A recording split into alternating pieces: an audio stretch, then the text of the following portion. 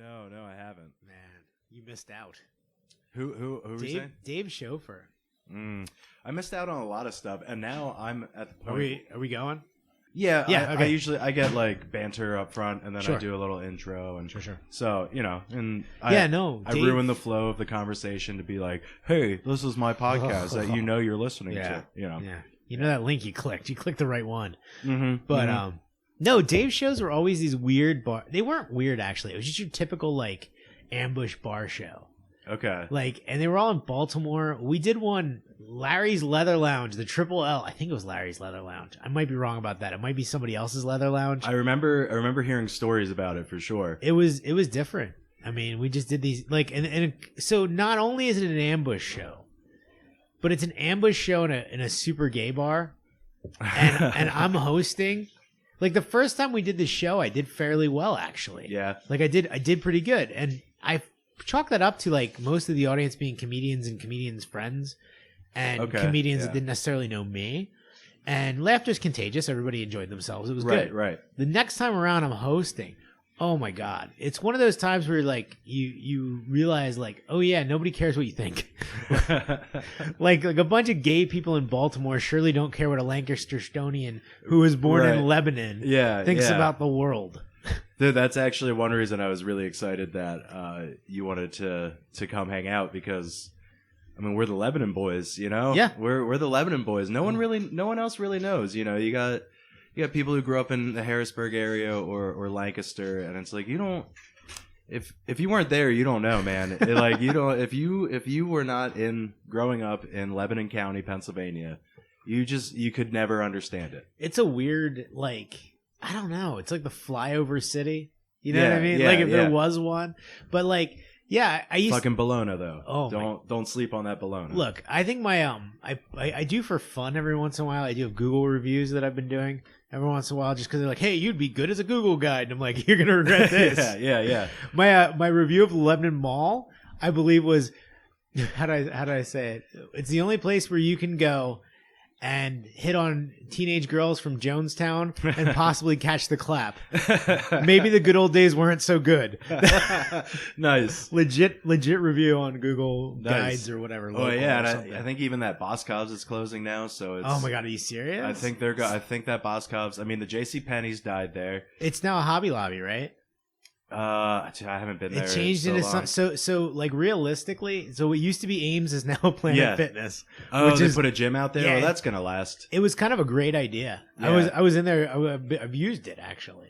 But yeah, it's a Planet Fitness where Ames used to be, but you can't go into the mall from it. So it's not like it's not mall accessible. Yeah, which is the only thing that can make it better. Yeah, because the beauty of Lebanon is one of those towns like you can leave and come back and you're like, ah, shit, it's all the same. Yeah. Nothing has changed. The mullets are still here. Yes. Yep. They gave the pen a facelift, but See, it's still the pen. It's still the Willie P. It's something else, man. The bars come and go. The place where at like the Lebanon Mini Mall, you know, right downtown, which that's what it's called, or it was called for the longest time. My brother took kung fu lessons there when we were kids, but where Nico's was. Right. There's been like 4 restaurants in there recently. It's like it's this weird revolving door of people that are just scamming, I think. Yeah, I don't know. Back in the day, that was the thing. Like, in all honesty. Oh yeah, you just open a bar and pizza joints. Yeah, pizza joints especially would come and go, and the longest time people were like, it's a front for the mafia, and I'm thinking like, what in God's name is the mafia want from Lebanon? Right, like, right. No, it's not. Might be a drug front, but maybe. It's not, yeah, I would believe that. I believe it was a stash house for weed. Yeah, based on my time in the Lebanon in the LCP. God, I wish that was a joke. It's not. Oh, you went to county? Oh yeah, you were right up the street from where I grew up. So weird. Oh my God. Well, the thing is, you like being from Lebanon, you drove past it a million times. Yeah, I used to sled on the hill when I was a kid. Most people did. Yeah, I used to stand on that hill to watch fireworks over the old hills. Okay, not a joke. Yeah. Oh, I remember hills. 100% that stuff. Baseball cards. Oh my God, hills was so weird. You walk in there, and there's this smell of like rotten, burnt popcorn. But you wanted it. Oh yeah, Their snack bar was fucking tits, dude. I deserve this. Even at 6, you're like, I deserve popcorn. Your mom's like, yes, you do. And you're like, this is terrible, but I know it means love. Yeah. Because I'm from Lebanon. We used to go down there, my brother and I, because like I said, I lived at Fifth Avenue in Walnut. That's where I grew up. So we walked down there. You really were right there. Yeah, yeah, right there, in the big purple house. So we would walk down there when it was still hills, and they usually had they had baseball cards. You could buy a pack of baseball cards for like $1. And then they had all the video game systems set up for free samples, or like free demos, whatever. Oh, really? Yeah. So we go down there and play video games for like 2 hours because we were never allowed to have them. Right. So we'd go down there, play video games for like 2 hours, and then come home with a pack of baseball cards. That's amazing. Yeah. Or magic cards. Magic cards were big too. See, that's past me. Like I remember when it was just Double Dragon, and oh god, Double Dragon was big. I feel like Ninja Gaiden was another one of the coin ops. There was definitely there actually used to be an arcade in there. Yeah, I was gonna say right next to Palumbo's Pizza. Palumbo's Pizza across from Fashion Bug. Yeah, Fashion Bug. Well, and that used to be the Giant, and then they turned it into the Playtime Family Fun Center. Correct. Which I also used to spend a lot of time there. I used to work at that Giant. Really? That Giant, I was because there was the Giant. There was a drugstore. Oh god, this is only gonna be interesting. Are you from Lebanon, Pennsylvania, folks? Yeah. Well, guess what? This episode's for you. Yeah. This and Festival Foods is just for you. Oh, Festival Foods, is where the Giant is now. Yeah. The worst grocery store in the history of grocery. The first grocery store where you had to bag your own groceries. Yeah. And on top of that, like it was just the worst. I remember being the worst grocery store ever. Weren't they the ones that did No, Giant was the one that did that. What? The fried chicken sale for Black History Month. Oh, God. That's a real thing. Really? Yes. Well, right hand to God, that's only a real in thing. Lebanon, probably. I think it was Lebanon. Harrisburg was where they got caught. Lebanon, everybody was just like, yeah, whatever, we expect this. Yeah. This is Lebanon. That would be Lebanon to a T. Not only would that be Lebanon to a T, but ignoring it too would be part of it. Just accepting it as like, that's what they want. Well, not even that so much. It's just like, well, that looks racist. Whatever. Right. You know how Uncle Tom is. Yeah. Uncle Tom. Uncle Tom. Great. Touchdown.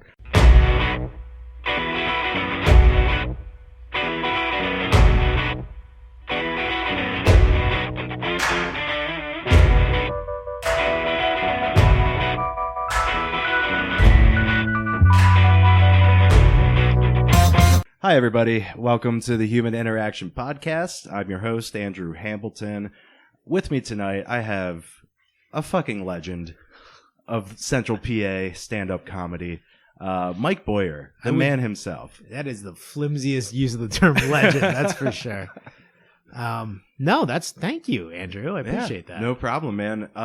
You were one of the guys who was around when I started. You had been around for a while, and some of the stories I hear about just the old Central PA days, the Second Street comedy days, just sounds like it was a lot more fun back then. I don't know if that's true because it's hard when you're that close to it. You know what I mean? Like when it's happening. I do remember my favorite memory of Second Street. God, this is real too. You're going to hear that. That phrase comes out of my mouth a lot these days. Jesus, yeah. Jeez, I really do that. It was a conversation I was having with 5 other comics, and we're sitting around, like, it's like that usual, like, coffee house vibe where you're around, like, a table and there's, like, 6 people sitting there. Yeah. Yeah, I literally had my balls hanging out of my pants. I literally had pulled my balls completely out. No one noticed. That's how self-absorbed comedians are. I'm literally going, yeah, guys, it's pretty drafty in here. Yeah. No one noticed. They're just like, okay, whatever. Yeah. I'll go write my set. Yeah. Why is Boyer got a mushroom on his pants? You know? That does sound like a very Boyer move, though. It was. It was very true. Yeah. Actually, I feel like there are a lot of stories of people pulling their dick out back in the day. I think that's just a thing comedians like to do to each other because we're trying to pop each other somehow. Right. And none of us really, like, first off, we don't have the general care enough to not do it. Yeah. And then we don't have the self-esteem to be offended by it, generally speaking. Right. Especially if it's like single white guys hanging out. Yeah. We just don't care. Yeah, you're just like, I deserve that. Yeah. I deserve that. Yeah, exactly. Yeah. I deserve to see your balls. Yeah. I don't know what I did. Oh, you got me. Yeah. Fuck, he got me. Like good one, dude. Good one. It's nothing like, oh, why are you doing that to me? Right. Because none of us care that much, really. Well, we all had gym class. Yeah. That's what that's always my argument. And I shouldn't say argument. It's not like I'm debating like, were you offended by seeing a penis? Like I'm not doing that. It's just like for guys who grew up, I graduated high school in 2006. So we'll say like if you grew up in the 90s or earlier, right? You saw hundreds and hundreds of dicks that you were not prepared for, nor did you want to see. True. In school. In gym class, like after gym class, there was always the one or two kids who were just like, "Hey, look at my dick," and you're just like, "Why? Why?" A little bit of that. There's also like the other thing too is that like we're just I don't want to say this in general in our society, and this may not be the most PC thing on the planet, but I'll try to word it the right way. Surprise! But like, we're generally us being white males are generally basically the offenders in general, so we don't get offended, and we're almost told not to. And then you got comedians who generally have the most bipolar senses of self-esteem on the planet. Yeah, I think that's the most fair statement possible. So there's that. There's what you're mentioning too. Like you're not going to be offended by it. Number one. Yeah. And number two, like even if you missed it in gym class, if you've gone into a locker room ever, men's locker room. I'm old, but I'm not like hang out for 4 hours with my balls on the bench old, and that's a thing. Oh, absolutely, that's a very real thing. I don't hang out at the Y or anything like that. Like I don't go to public gyms, but I've definitely heard from everybody, every man who goes to any gym, of them. Yeah. There's no, I mean, from Planet Fitness to LA Fitness to the Y to the whatever. And I feel like it's worse to see like a naked old dude than like a naked old lady. Like I feel like women, the female form does not age as poorly. And maybe I'm biased because I just, prefer the female form, but it's a case by case basis. I could. There's still some shredded old dudes. That's almost that's almost more demoralizing. Right when they're just like cut. Got washboard abs and they got like a 9-inch flaccid dick and they're just like this is whoa. I was okay. I'm sorry. I went into fantasy mode there for. You didn't have to mention whether or not he had a circumcision. That was taking it a little far, Hammy. Well, it's just a visual aid for you. It was a very descriptive visual aid. It was very. But it's true though. Like it is true though. There's every gym. There's an old guy sitting with his balls on the bench, just about. Yeah. Actually, of all of them, I think Planet Fitness is the best. But they're really so bad in every other way. Really? Oh my god! Like here's the thing. Every joke you've ever heard, every hack Planet Fitness joke is probably true. Yeah. But my headphones ran out of juice, so I was forced to listen to what they had playing in the gym. Okay. I shit you not, Adele came on. I shit you not. Like I feel like I'm telling a hack joke right now. I'm not. Like I'm like, why? Who is getting psyched up to work out listening to Adele? Hello? I want the best for you both. Like you're like, I'm really gonna pump one out now. Yeah. No. Well, I mean, you turn that depression, that sadness, loneliness into motivation, man. I guess it's just a very, very, very strange deal, to say the least. Yeah. That's I don't think I've ever gone to a public gym. I went to like the school gym in high school one time, and the football players made fun of me because I was my friend. Like I wanted to start lifting and lose a little weight and blah blah blah because I had started drinking in 10th grade and really put on the pounds pretty quick for partying every weekend. Seriously, like that's what happened because I was not surprised. Yeah. And my one friend was like into fitness and he was like an athlete and he was like, yeah, just come to the gym after school with me. We'll work out. Like I'll get you a program and shit like that. So I went and we went to the bench press first and he was like, just start with the bar, you know, just bench the bar, 80 pounds, whatever, and do as many reps as you can. Heavy ass bar, just for the record. Yeah. 45 pound bar. Go on. 45 pound. Yeah. I'm doing that, and the like star football player was in there, and he was. I was a sophomore, and he was a senior, so that was even worse. This is Lebanon, right? No, Cedar Crest. Okay, that makes a little more sense. Go on. Yeah. I was gonna say, Lebanon High does not have any star football players. Sorry, Lebanon High. Jared Odrick went to Lebanon. Really? Mm-hmm. Yeah. Huh. We graduated the same year. I've ran into him at parties occasionally. Right. Gotcha. But he hand job. Yeah. No, I kicked him in the shins at one party, actually. That you seem dumb enough to do something like that. Well, okay. So football players made fun of me for benching the bar. That story's over. Right. It didn't end well. It did, yeah. And I never went back to a gym. So there you go. Dude, in all honesty, Planet Fitness ain't a bad choice. Yeah. No, it's not. I mean, for what you don't pay there, because it's a very cheap gym. Yeah. It's like $10. Like if you're homeless, it's a good gym to be a part of. Well, yeah, you go get a shower. You can scrape together $10 and just hang out in the corner. Yeah. But anyway, so you kicked a future NFLer. Yeah. And he was I think he had already been like he committed to Penn State at that point too. So it was like he was gonna be a star. And the crew that I hung out with, they were all older guys, and they had their own house in Cleona. And so they would just throw parties all the time. Like Thursday night, I would go when I'm my senior year in high school. Like every Thursday night, it was beer pong night at their house. Right. So I go over and play beer pong for 3-4 hours, and then go home, wake up, go to school in the morning. It's a good way to go. Yeah. So they threw a party one night, and he showed up, and we had this quote unquote gang that we had started. It was called 3C, the Crazy Caucasian Crackers. And our gang symbol was actually what is now considered a white power symbol. So that's interesting. It was 3C. Like, that's what we used to do. I think you're all right. Yeah. So we were the Crazy Caucasian Crackers, and this is amazing. Keep going. Yeah, and it totally fits Lebanon County too. Yeah. To a T. Absolutely. And they lived in Cleona. That's where the house was. So Audric shows up at this party one night. And he wanted to be a part of the gang.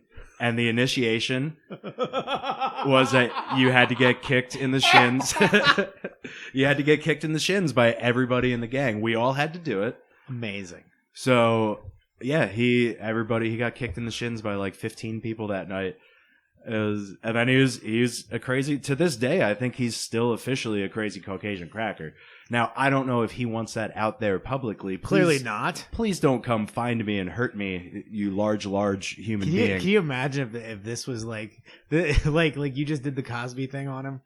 You know what I mean? Like No, you're Hannibal Buress. Oh, and he's yeah, Bill yeah. Cosby, and you just totally just ruined. I think I did tweet at Jesus and Miro one time because he was on there, and I was like, "Oh, it's really weird watching this professional football player that I kicked in the shins at a party in high school one time." I don't think he has any beef with it. He might. I doubt it. I think he can cry his way in his huge pile of money and top shelf tang that he's able to hit. NFL level fucking poon. Yeah. Did you? I don't say poon. I don't know why. How Lebanon was that? I just said tang. Yeah. Out loud. I don't think anyone's made that reference for the last 40 years. No, not at all. Oh my gosh. Hey man. I was probably I feel bad in a the ways because like we've had these discussions before. Is that we kind of have these parallels. Except I'm the football player in that equation. Okay. Yeah. Like I made varsity as a freshman.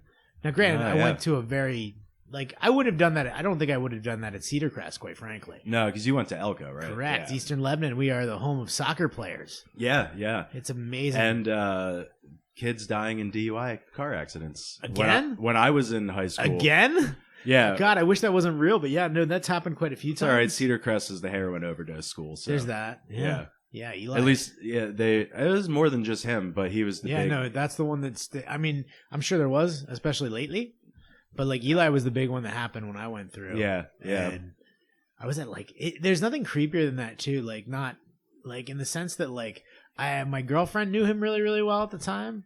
I was dating a girl named Willow White. Wow. Wait, really? Yeah. I think I know her. I wouldn't be surprised if you did. I think I know her. Did she... Well, maybe not back then, but she used to have the long braids. Yes. Yeah, I used to play ultimate frisbee with her. Yes. Yeah. Yeah, and the really weird the slanted part thing. Yeah. Oh yeah. Yeah. Yeah, no, she was great. I don't have anything negative. I mean, I could think of negative things to say about her off mic, but on a show like this, she's not somebody that I would, because every time I've ever seen her, she's been really cool, but like she's also been like, she's one of those people that's like, hey, we'll hang out later. And you're like, later means always later. Like, there's never, which whatever. I get it. We dated for like 3 months and then it got weird. But when is that not the case with Lebanon? It's true. No, it's just really true. I also like how it was like you mentioned someone's name and it's like, oh, I think I might know her. Well, Yeah, I mean, of course you do. Her name's Willow. Yeah. I remember it was funny to me. I talked to somebody. I was like, "Hey, I'm dating Willow White," and somebody goes, "Isn't she the hippie?" And I'm like, "Kinda." Like, but yeah, no, it's not. Plus, like, she's attractive in Lebanon County. That helps. Yeah. She's got a really interesting family, to say the least. I've never met her family. I only know her. Her mom was at one time. I imagine she's retired now. Her mom was the mail lady, and her dad made pots. Okay. Yeah, he was a potter. Nice. That's real weird. Let me just tell you that when you go out to the garage, and they're like, and you want to, like, he's making literally making pottery and selling it anywhere they'll let him, essentially. And then, like, there's hey, don't go in that room, and I'm like, why does it smell like, I don't know, like burnt rain? Yeah. And they're like, don't worry about it. And I'm like, oh, that's the weed, isn't it? Right. Yeah. Burnt rain. It's kind of what it. I don't know. That's how I remember it. Yeah. I don't know if that's right or not. I don't know shit about pot. I'll be honest. Yeah. That's. I know enough about it, but burnt rain's a decent. I feel like it was okay for what I remember it smelling. Yeah. It's that weird, like, the other thing I think is funny about pot too. While we're on the subject, because why not? Yeah. Why not? The thing that cracks me up about pot is when you get that weird pot smell that's sort of like mixed with that, like, so it's mixed with somebody trying to overspray something over top of it. Okay. So it's got that weird pink Aquanet smell. Yeah. like I smell flowers, but I also smell some skunk in there. Yeah. Like, that's weird. Is there a foreign exchange student here that hasn't bathed in 4 days? Is that a thing? Oh man, that's real too. Yeah. God. Oh yeah. We had a guy who's a French exchange student. He was totally that stereotype. It's a smelly French kid. just bathed in, like, oh god, I can't even. I can picture the bottle, the black bottle with a weird, like, it had some kind of metal name. Oh god, who fucking cares? But it was like cologne. Drakkar Noir. Yeah, but it was like the Shitty Hills version of Drakkar Noir. Yeah. Okay. Like it was like Gravity. Yeah, or something like that. Something awful. It wasn't even like anyway, whatever. Yeah. But he just would bathe in that. So then you had that Raid smell that would come off of him because it's mixed with BO. Yeah. Like he hadn't showered in weeks, and he talked to women, but he seemed really gay, which nowadays would probably score you. Back then, it was like nobody knew what to do with it. especially not in Lebanon. No, not in Lebanon in '94. Yeah, smelling like a can of Raid, walking up to girls like, I am Zabier, and they're like, the fuck is this guy?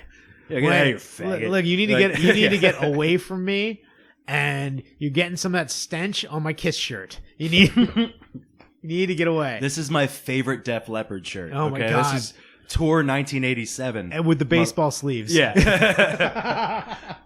My parents bought me this because I was too young to go to the concert, but they weren't not going. It's so true.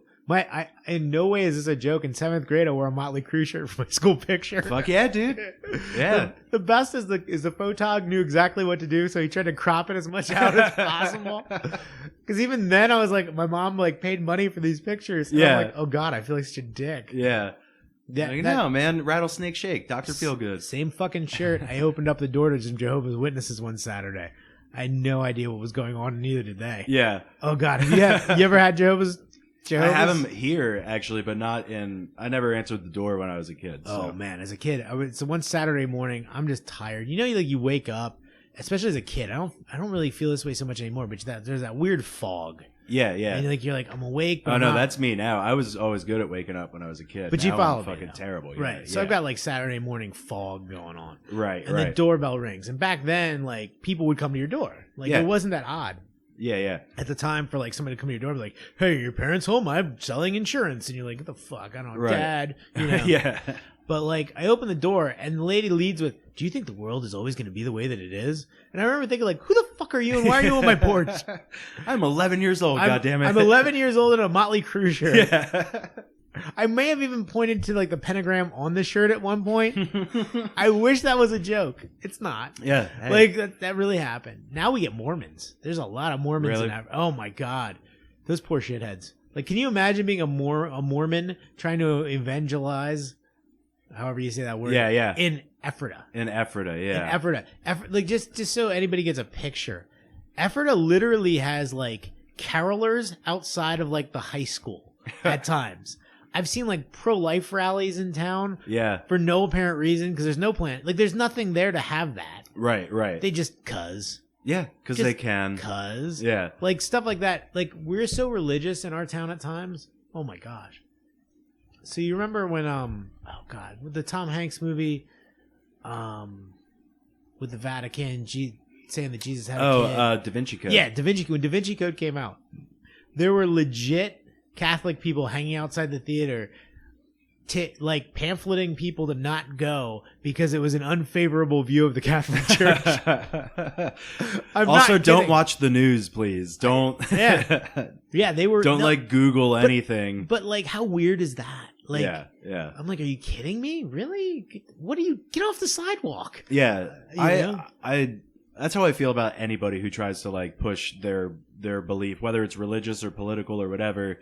Like that's how I feel about anyone trying to push their beliefs onto anybody else. Now, it's different if like we're sitting here having a conversation about politics or whatever, and you're like, oh well, this is what I believe, or we're the conversation works its way there. If you're talking about religion, it's one thing. If you're screaming at me while I'm in my car, when I'm just trying to buy a ticket to see like the number one movie in the country, right, you're trying to support local business at that point, like as an effort, it's actually an independent theater. Go figure. Okay, yeah, it's just weird. It's a weird thing, but no politics. Okay, so the episode previous to this one is just 2 hours of me and another comic talking about politics, just politics. Politics are weird right now, aren't they?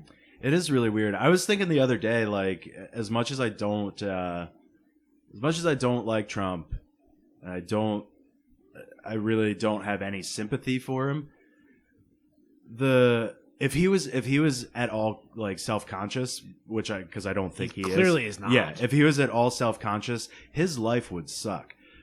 But he's at the point where he just thinks he's awesome all the time. Like I want to get to that point of like mental gymnastics where I can just be like, no, my life doesn't suck. No one's talking about me in the media. Like none of that matters. Though. See, that's the thing. He's on such a level that like because he believes he's so great, he's so fracturable. Yeah. Whenever like he literally calls out the weirdest people. He used to have that feud with Rosie O'Donnell of all people. Yeah. Like, and there was one where he like around Thanksgiving where it was like Trump vows not to change the name of Thanksgiving against the wishes of the radical left, and it's like where are you getting that from? People have been telling me to say Happy Holidays in November for a very long time, and I'm sick and tired of this war on Thanksgiving. That's why Trump pardoned the turkey, because he really was. Fuck that. Yeah, anyway. Yeah. But no, it's silly. It's silly. Like, it's a level of narcissism that like even a stand-up comic is like, holy shit. Really? Right. Like, people have always made fun of like comics especially have always made fun of the president, but like this is like even like conservative quote unquote comics are like, dude, this guy's fucking nuts. It's weird. Like, it's a weird deal. I still think that I'm still waiting for somebody, like, every time they show him somewhere, I'm still waiting for somebody to pop out and go, this is a joke. Because the idea that we elected The Apprentice is insane to me. Like, it really is. And, like, it just goes to show, and I don't want to hang on this too long if the whole last episode was that, but, like, it goes to show how bad the Democrats fucked up last time. It really does. No, exactly. I mean, and how bad they're still fucking up right now, trying to push certain candidates. I think realistically, in all honesty, I like Buddha Pete, that guy. I like him. Pete Buttigieg. Yeah, he needs a new last name. Who let him run with that last name? But he's the most common sense candidate right now, and that's usually what I gravitate towards. See, I'm full Yang Gang, so what? But he's not gonna win. He's too far out. I think he's got too many Star Trek ideas like that. Yeah, but I think that's what we need, or at least we need those ideas not yet in the sphere. Well, I think to be honest with you, I think Andrew Yang's ahead of his time right now. Oh, I agree, but I think the government's so far behind on the tech sector that we need to be that far ahead to catch up. We need to be able to jump ahead of where it's going. Yeah. Otherwise, we're gonna get fucked. Government doesn't work like that, though. No, I know. They closed the Office of Technology Assessment in 1995, and then in 1996, the fucking .com boom happened, and everybody, like, the internet became a thing, and now our government was just like, no, we don't even need to pay attention to this thing. And then it became the most powerful tool known to man. I think the biggest thing with technology, honestly, this is from where I sit, and what do I know? But the biggest thing with technology is when we get to Star Trek level, Yeah. which will happen. I mean, this is the kind of stuff I'm talking about as far as Energy Yang goes. Yeah. The UBI stuff is basically where you start talking about like the idea of Star Trek Next Generation, where there's no money because you can just make everything. Well, and I think we're already at that point, though. In the world, I think we're at that point. It's just a matter of people wanting to have the power of being in control of the things that we can make. You know what I mean? It's weird. It's what I say about everything, you know, whether it's capitalism, socialism, any sort of political ideology, it all works in theory, but once you put it into practice with people controlling it, people will corrupt it, and people will always fuck up the utopia. Well, you know? because it's for them. You know, at the end of the day, communism is the best government on paper, but it's run by people. So the people that are in charge are going to lie, cheat, and steal. Exactly. Same as capitalism. We let these corporations get so big, which I'm 100% okay with. This is a debate we got into last time where I'm okay with like these mega conglomerate corporations. I'm okay with Amazon being the only company that sells things. I'm okay with Google putting every other internet company out of business. You know, I'm okay with that as long as they're providing quality stuff and at an affordable price, you know. And that's where I think the VAT comes in, the value-added tax, because the fear that a lot of people have is like, okay, so Amazon gets so big and swallows everything up, and then they're in control of what everything costs. So they're just going to jack up the price, and, you know, a can opener is going to cost $800. It's like, if they do that, they're going to be, and you put a value-added tax in place, they're going to be paying outrageous taxes on that $800 price. So, and it's unavoidable because of the way the value-added tax is structured.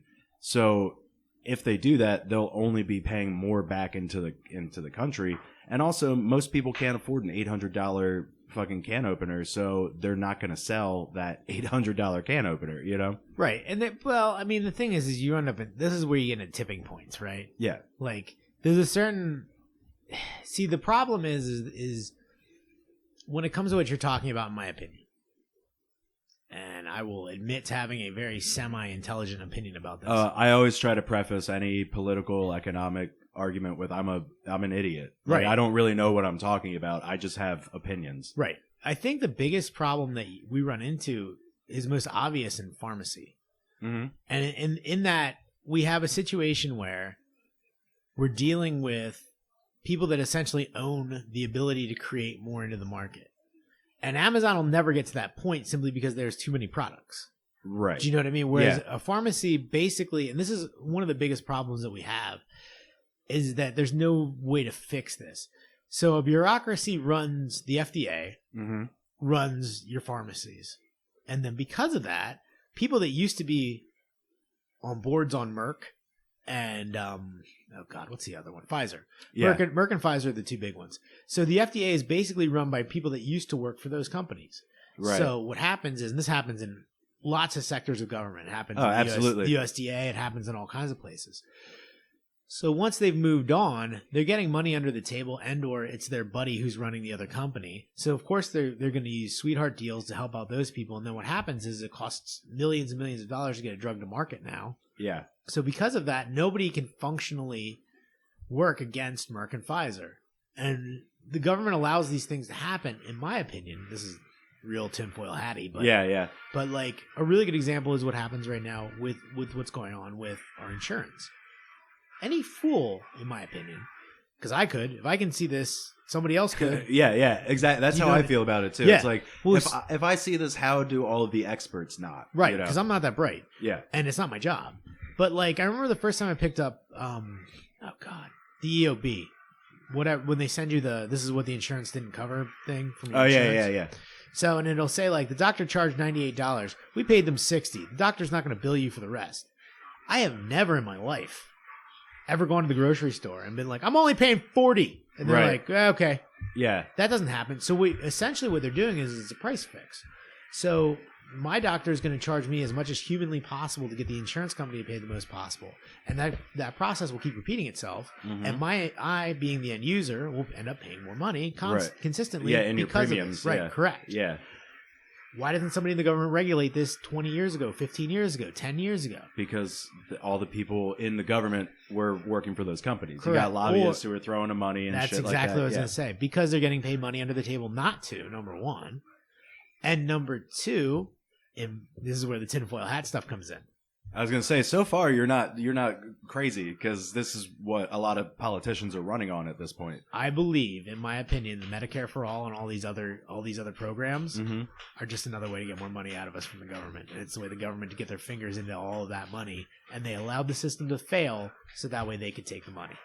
So, yeah, I mean, it's always a cash grab. That's the government is almost 100% of the time. Yeah, they're going for a cash grab. There's my 1984 theory on medical. Well, but like, I just don't understand it. Like, nobody's been able to answer this one for me ever, and they don't do a good job of it now either. Like, and this is why like I want to like certain candidates. Yeah, but then they talk. Like, Bernie's a little bit of that guy. No, and Elizabeth Warren especially is that lady. Yeah. And that's what I like about Yang so much, is he does get really, really in depth into his policy and how things would work. But I volunteered for the Sanders campaign in 2016. I was boots on the ground. I was calling people. I was phone banking. I was doing all that shit, getting screamed at because, like, right, fuck you, you communist. Like, all right, because I was doing it in Lebanon, Pennsylvania. Kind of fair. Keep going. Yeah. So, I did all that, and then, the whole DNC thing, they fucked him over, and I was real disenfranchised at that point. And now, when I hear Bernie talk, I hear a lot of that, like, politician song and dance. They're like, they'll ask him a question, and he has great rhetoric. I love what he's saying, but there's nothing behind it. It's just rhetoric, and he kind of dodges questions a little more than I remember him doing, and it's like, I'd still vote for the guy, but I don't. My thing with Bernie is, and this is just me, and I'm a terrible person, but there's a couple of things I take away every time. Every time Bernie talks, it reminds me a lot of elementary school student council presidents. Yeah. 5 more minutes of recess and ice cream every day. Yeah, we'll have dances after every football game, guys. Yeah. And then on top of it, he definitely sounds like Christopher Lloyd in Back to the Future. Yeah. There's no getting around that. Marty, we've got to go back to the future, and we're gonna get Medicare for everyone, and we're gonna make college loans free and puppies for everyone, Marty. Like, that's what it sounds like. Like I agree that we do have to do something about student loans, because student loans is another thing that they're allowing to break, in my opinion. Same deal as higher education in general. Just going to a college should not cost fucking $40,000 a year. But here's the thing. And then after quoting Mulaney again, after you graduate, I end up quoting Mulaney a lot on this podcast, but they let you take out these crazy student loans, an 18-year-old kid with no parental supervision. They let you sign all these papers and take out $100,000 worth of student loans, and then you pay all of that $40,000 a year for your education for 4 years. And then you graduate, and then they call you and ask you for more money after you fucking graduated. Like, it's how do you need that much money? Because you pay your football coach $2 million a year? Well, maybe don't do that. Because it's capitalism at its worst. Because there's no checks and balances. Exactly. There was no check and balances. So once you have these loan programs that are basically underwritten by the government. Yeah. So they know they're never going to fail. So the people that are running those loans know that these loans won't fail. So now the university knows that they basically have a blank check for whatever you're going to do as far as your education goes. Right. So why would the university not keep jacking up the rates? Because it's the same thing as the medical thing. Yeah. It only fucks the person on the bottom. Exactly. Because everybody else is getting taken care of and essentially are in collusion to keep jacking up the price artificially. Now that's where the government is supposed to get involved. That's what happened with Rockefeller and Carnegie and right. It's Coleman. But those were businesses. Lebanon turned there. Yeah, anyway, yeah. But that's antitrust stuff. But that's what it is. That's exactly what those things have become. And that's where Warren wants to go with it. But I also don't think that's. I don't trust that. I don't think it's a modern approach anymore. I don't think the same thing that worked in 1930 is going to work in 2020. I think my problem with Elizabeth Warren is that Elizabeth Warren is the most politician sounding person I've ever heard. I think she always sounds years. like she's about to cry when she's on. Like I'm a little bit of that. I think every time she gets attacked, she is not used to that. That's for sure. Yeah, and like she has some good ideas. Like I'll say that. Like I don't think so. For the record, keep going. Oh, that's fine. That's you're allowed to. She's not my top. She's not my number one candidate. That's for sure. After I paid attention to what she's saying and stuff, it's like no, I don't. I think she's the most likely to lose. Actually, well, especially if it's her against Trump. That's what I'm saying. Yeah, in the end game, he's got to want her. Oh, and and I think Biden would probably lose to him too. I think Biden has enough name recognition. I think Biden could probably stand there. The thing with Biden, you just never know. Like I remember when Biden used to actually say things. Oh, he's just a senile old man. He now. really just seems like he seems like he's still trying to figure out why there are these many other people here and why haven't I won yet. Right. Like, they told me all I had to do was say Obama, Obama, Correct. and I would win. That's not what's happening. Yeah. People are fucking looking into shit now. Yeah. Why are you all here? Yeah. Who's this Harris lady? Like, yeah. Well, I'm glad she's out, but I loved her. I'll be honest. She definitely, and I'll go ahead and out myself on this. She qualified under this is the one I want to bang, so I'll vote for her. Yeah. Oh yeah. For sure. Been there. The thing with Elizabeth Warren is that like that was me with AOC with Alexandria Ocasio-Cortez. I was like, wow, I like her. She's hot. I don't know. I didn't vote for her. Obviously, she's not. We're not in her. I just like the fact that, and I don't think that she would. I don't think I would like ever vote for her as a senator or anything like that. She can represent the trendy area of Brooklyn. She does that well. That's funny. I mean, that's like it's like or Queens. I think is where she's actually somewhere. From, who knows? Who like Nancy Pelosi? When like the leader of your part of Congress goes, yeah, I guess she won. A wet paper bag could have won that. Yeah. Literally, that was a quote. Yeah. No, the thing with Elizabeth Warren, and maybe I'm judging this too much on one or two debates that I saw. Yeah. But like the moderator would be like, and Miss Warren, your plan, Medicare for all. How do you plan to pay for that? And she literally said something to the effect of, well, it depends on what you mean by pay. And I'm like, no, this is the era of like Donald Trump tweeting curse words. Right. You can't do that kind of like Bill Clinton shit anymore. Yeah, I was going to say, like, that's very Clinton. What is the definition of is? What is the definition of is? I mean, sure, she might have been an intern, but once the clock is over, is she still under my watch? Right. She's under my dick. I mean, my watch. Like... You see the stain I left on that dress, though? That was a nice one, wasn't it? Yeah, right. Could you imagine that? Could you imagine that was Trump? What a great thing! Why can't we get one of those? This was a great stain. We this stain is bigly. Yeah, the biggest crusty stain anybody perfect ever left. stain that has ever been left. All right, I want to transition away from politics a little bit, but I'm glad that we talked about healthcare because you had an experience with this recently, right? I mean, I haven't talked to you in probably a year or so. A bit, yeah. But I know you recently did some traveling because didn't you had like a medical emergency, right?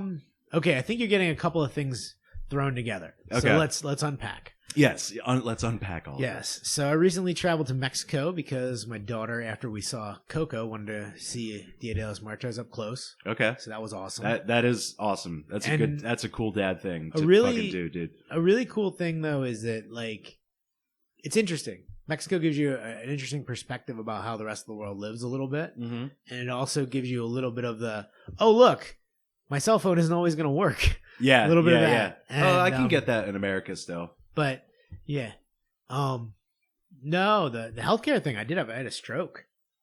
Yeah, that's what I was talking about. I think I had two actually, technically, but one was like an after stroke, so I guess it wasn't as strokey as the first stroke. Okay, yeah, but that was called a brain attack. I didn't even know that was a thing. Brain attack. Yes. Man, this is gonna terrify me. By the way, like I'm gonna smoke a bowl later, and I'm gonna be like, "Oh my god, brain attack! Fuck! What does it feel like?" I can tell you exactly what it's like. Okay. So when the brain attack happened, I was very well aware. When the first stroke happened, and this is what I've heard. Sorry to interrupt. Oh no, go ahead. This is what I've heard, like in other interviews with people who have experienced it. It's like you're very aware that something is happening, and you're not quite It's like why is this sound too loud or something like that? For me, okay, so let's start at the more beginning. So I'm in line at Hershey Park for like the drop tower. Okay. And I start feeling dizzy. And no biggie right away at first, and then I'm dizzy enough that my stomach starts going, it's time to throw up. Oddly enough, and I've never had this problem before, but this was a problem. I'm trying to get out of line. Yeah. People are looking at me like, no, the ride's that way, bro. And I'm like, no, I'm going to get the fuck out of the way, right? Yeah, yeah. So like, just let me leave. What the fuck? Yeah. I'm trying to get out of line. You get closer to the ride. Why are you in my way? And I get to the trash can. I stick my head in the trash can and I throw up. At which point, because I don't know if you know it or not, but in August, it's kind of hot. Yeah. And especially hot and humid and sticky. Inside the trash can. Right. Gross. Yeah, okay. So I puke into the trash can. I pull out and I'm sweating. And usually when I throw up, I sweat anyway. Yeah. So I'm sitting down and the world is moving and I'm not. It felt like being on a really rough boat, honestly. Okay. And my brain is processing as best I can. So my brain is like, listen, if we can just get out of here, let's get to the car, reassess situation. Maybe just there. Who knows what's going on right now? Okay. Maybe it's the lights. Maybe it's people talking too much. There's a lot going on. Were you like riding rides too? Yes. Like throughout the day, roller coasters and shit. Yeah. So, of course. Yeah. Of course. So I just assumed that like there was some kind of maybe I had an ear infection. Yeah. Maybe you're just getting older. Whatever. Maybe I've had my blood pressure spike on me before too. Okay. So like I've had similar, like it wasn't super, it was foreign, but it wasn't, there were things in my brain. I've never been so dizzy that I couldn't open my eyes. Yeah. But that's where I was. Okay. So if I opened my eyes, I would throw up. Wow. So I would kind of have my eyes as slit as possible. And I'm like, all right, kiddo, we're going to get out of here. Yeah. Because my thought process, I get to my car, I can just chill. And that'll allow me to like whatever's going on, maybe I can stabilize it. Yeah, get out of, the environment, whatever. If it's still bad, I can regroup. Yeah. You know what I mean? Yeah. And we go to walk, and the problem is that my left leg didn't work. And instead of going straight, I went at an angle because I'm used to like, I don't know if this is interesting to anybody, but like it's the truth. I've had knee problems in my life. Both my ACLs have been fixed. Okay. So like a lot of times when you have problems with your leg like that, if you just walk as fast as you can between 2 points, you can usually stay vertical as long as you get to the next point. Hold on for a minute. Go to the next point. Yeah. Hold on. Give yourself little breaks along the way. Correct. Okay. That was the thought process. Well, the problem is that because I tried to go out so fast, this is how my brain works. I'm already trying to figure out like, hey, what was the way to get out of this? Yeah, yeah. How could I have made this work? Even though, like there was no way. Yeah. How could I have gotten through? Because if you know the drop tower to the parking lot, this is not a short walk. No, not at all. No. It's like, you gotta. Yeah. Well, you could have. Well, no. No. I was gonna say you could have gone out the zoo. That's bad. Even further. Yeah. No, there's no winning in this scenario. Yeah. My left leg wasn't working, so my right leg is going really, really fast, and just like a one man in an ass kicking contest, I literally go off on an angle. I almost knocked over like 4 people. I run into a fence and I hit the ground. And I remember as soon as I hit the ground, like, so first off, I'm with my kid. Yeah, yeah. So when you're with your kid, as a dad, it is your job. Like you get hit in the head with a freaking baseball bat. You always look at your kid and you just go, "No, I'm fine." Yeah. I'm freaking fine. No fear, no fear. Yeah. No, I'm a man. Goddamn it. Yeah. So I go into the fence. I hit the ground. I remember just thinking, like, well, there goes that whole "I'm okay" bit. Yeah. Like, I don't know how do I lie this off? And then like 4 or 5 other good Samaritans show up. And I don't know if anybody's had this experience before, but man, is that a weird situation? Because you just walked into a fence. Yeah. And you're laying on the ground, and you're like, what the hell am I going to tell anybody? Right. What do you say? Like, I just walked into a fucking fence? Like, what do you say? Yeah. And you're used to, you're probably kind of used to that from your partying days. Like, no, I'm not drunk. I'm not like... Well, but at that point, you can't lie anymore. Right. Like, you're beyond that, number one. And then number two, the other thing about it is, like, I can't explain what just happened because I don't really know what happened. Yeah. So now your anxiety is on the highest it can be. Yeah, yeah. And you've got like, literally Karen and friends are over top of you going, "Are you all right?" And like, you just like, how do I even answer this? Right. So then somebody goes, "Well, he probably has heat stroke." And I remember in the back of my head, I heard this twice at this point. I remember thinking like, heat stroke's not bad. Yeah. I can come back from that. Right, right. Like, okay, well, maybe it is heat stroke. That sounds great. I don't think it's fucking heat stroke, but yeah. Like, yeah. Best case scenario. Boy, that sounds better than what I think is going on right now. Because in my head, I've still got some kind of inner ear thing. Yeah. Or something. But I think it might be worse. So I'm on the ground. They're like, all right, try to get him set up and pour some water down his back. And like, yeah, well, I mean, it's a fair. Well, yeah, cool. Yeah, if you think you're if having they heat think stroke, it's heat stroke, it's a fair idea. Yeah. So then, like, the golf cart of doom shows up. Right? So first off, what's even better is the golf cart guy has already had to pick somebody else up. I'm not even the only person who's like who at Hershey Park had some issues that day. So they go by, they come back, I get on the back of this golf cart, and I'm very well aware that like, really? Now I'm getting taken out through Hershey Park on a golf cart.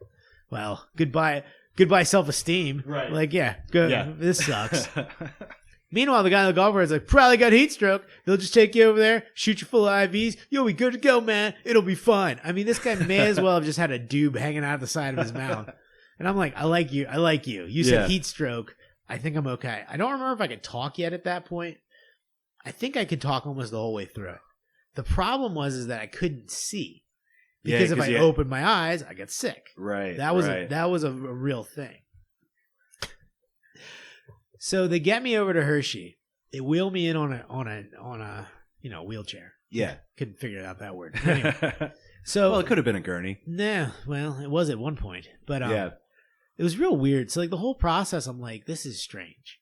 I don't think this is heat stroke, but heat stroke sounds pretty good. So they wheel me in.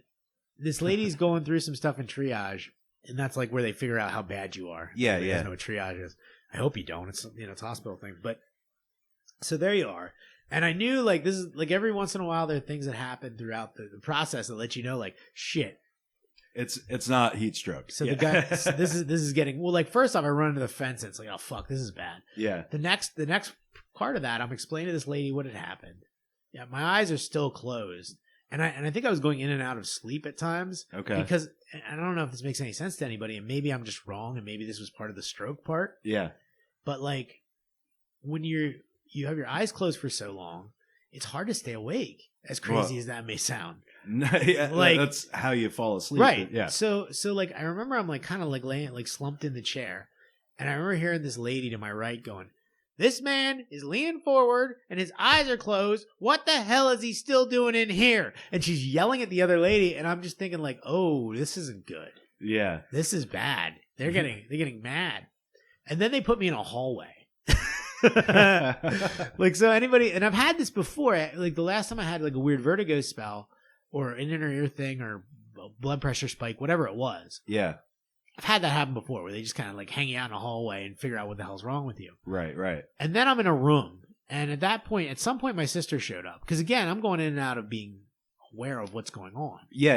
And now, your kid's still with you, right? So they had to find someone to come. God, yeah. It was awful. So my sister shows up, gets my kid.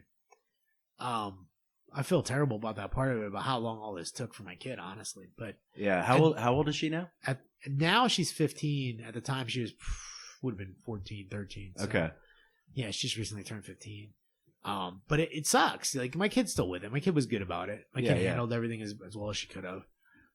We've gone to an amusement park since, so that's good. So try to remove some of the trauma. Well, sure. I mean, we've always loved the amusement parks. We've always enjoyed roller coasters. Of course. And I've been on a roller coaster since because I'm not smart. Yeah. Like no, but so no. And my sister's there, and then like I become aware that a lot of time has passed, mm-hmm. and I'm kind of aware that like maybe it's dark out. You know what I mean? So like whatever was going on was like once I've had the room, once my sister takes my kid, nobody's told me anything yet. And then at one point some lady goes, "Oh yeah, you had a stroke. You're staying." Oh. And is this at Hershey? Yeah. At Hershey Med? Hershey Med. And I remember me being me, very Mike Boyer way of responding. Before this, I remember looking up at her. I go, "You are one of the prettiest ladies I've ever seen. Do I get to go home?" And she goes, "You had a stroke. You're staying." And I'm like, "Oh. You're still pretty." I think it's literally what I said. And the funny part is I can picture her face right now as we're talking because she really was pretty. But that's beside the point. Yeah. And then I was stuck there for like a week until they let me out. Damn. And that was I didn't know they held you that long for a stroke. I thought it was Well, I guess they have to figure out if it's going to happen again and shit like that. Well, and right? it kind of did. Yeah, the brain Yeah, attack. the brain attack that was a real thing. It's weird too because like That's such a fucking terrifying name to give to, because like I have brain attacks all the time, but that's not what I would think it is. You know, like my brain just attacks me. Do you mind if I grab a little bit of coffee here, Hammy? No, go for it. All Go right, for thank it. We can take a little break here if you want, since we're at about an hour.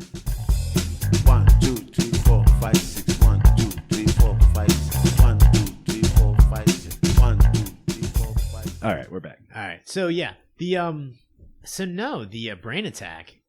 So here's how this works. So you go in for your stroke, and most people, just for the record, most people don't turn out like me after a stroke. Okay. It's usually a lot worse. Yeah, like Ed McMahon, or no, who's the guy who hosts New Year's Eve that had the stroke? Dick Clark? Dick Clark. Yeah. I know people that have had strokes. I've been accused of not really having a stroke. I've had somebody be like, "You sure it was a real stroke?" And I'm like, "Yeah." They're like, "You walk real good." I'm like, "I know I do." That's am I supposed to apologize for that? right. But the brain attack went like this. My family was visiting, and my sister goes to my brother-in-law. She goes, "Fareed, you need to get Amir out of here," because they started noticing this. The first time I had the stroke, I didn't have any of the stroke symptoms. Yeah. This time I did. The left side of my face started to droop, and I could feel it. And I was trying to not be like, "Guys, what the fuck?" Like, but I'm kind of like, you know what I mean? Like, something's happening. Yeah. I need help, guys. I need help. Yeah. It was a little bit of that, and they got my niece out of there, and then I don't remember exactly who hit the bell, or if I hit the bell, or what happened. But the next thing I know, there's like the lady goes, "Why does this have to happen? Why does this have to happen?" And shift change. And my mom, of course, ever the nurse, just goes, "Yeah, that's how these things happen, huh?" Like, it was just very weird. It was a weird thing. My mom being there was great because my mom is great, but yeah, sometimes it's a little weird to be like in the hospital where your mom used to work for the last 20 years. So, I mean, I was a couple of times I said to her, I said, if you're real nice, they could probably let you sit at your desk again. Yeah. And she literally then went and sat at her desk. So, it is what it is. But yeah. My mom's great. Like, at the end of the day, like, she's great, but like, just classic my mom. This is the part of it that I remember. So I can't see. That was a big part of the brain attack, was that I couldn't see. Everything felt like it was shaking. Okay. I felt like I was shaking.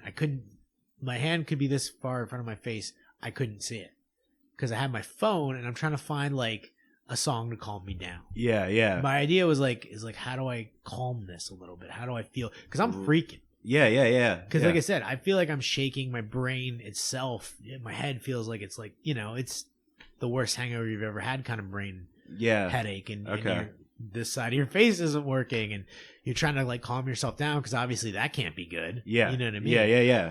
So there's a song called The Wind That Shakes the Barley. It's an Irish folk song.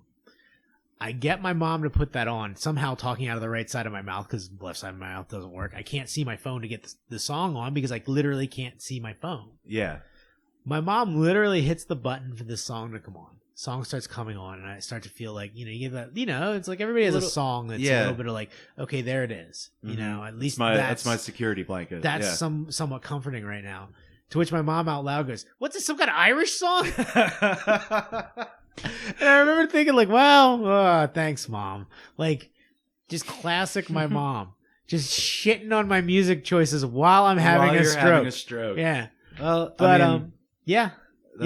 So that's crazy, man. It's what happened though, and then of course there's 5 people around your bed. They wheel you out. They stick you in a machine of some sort that's doing something. I assume it was some kind of a brain scan or something. Yeah. Who knows? I don't know.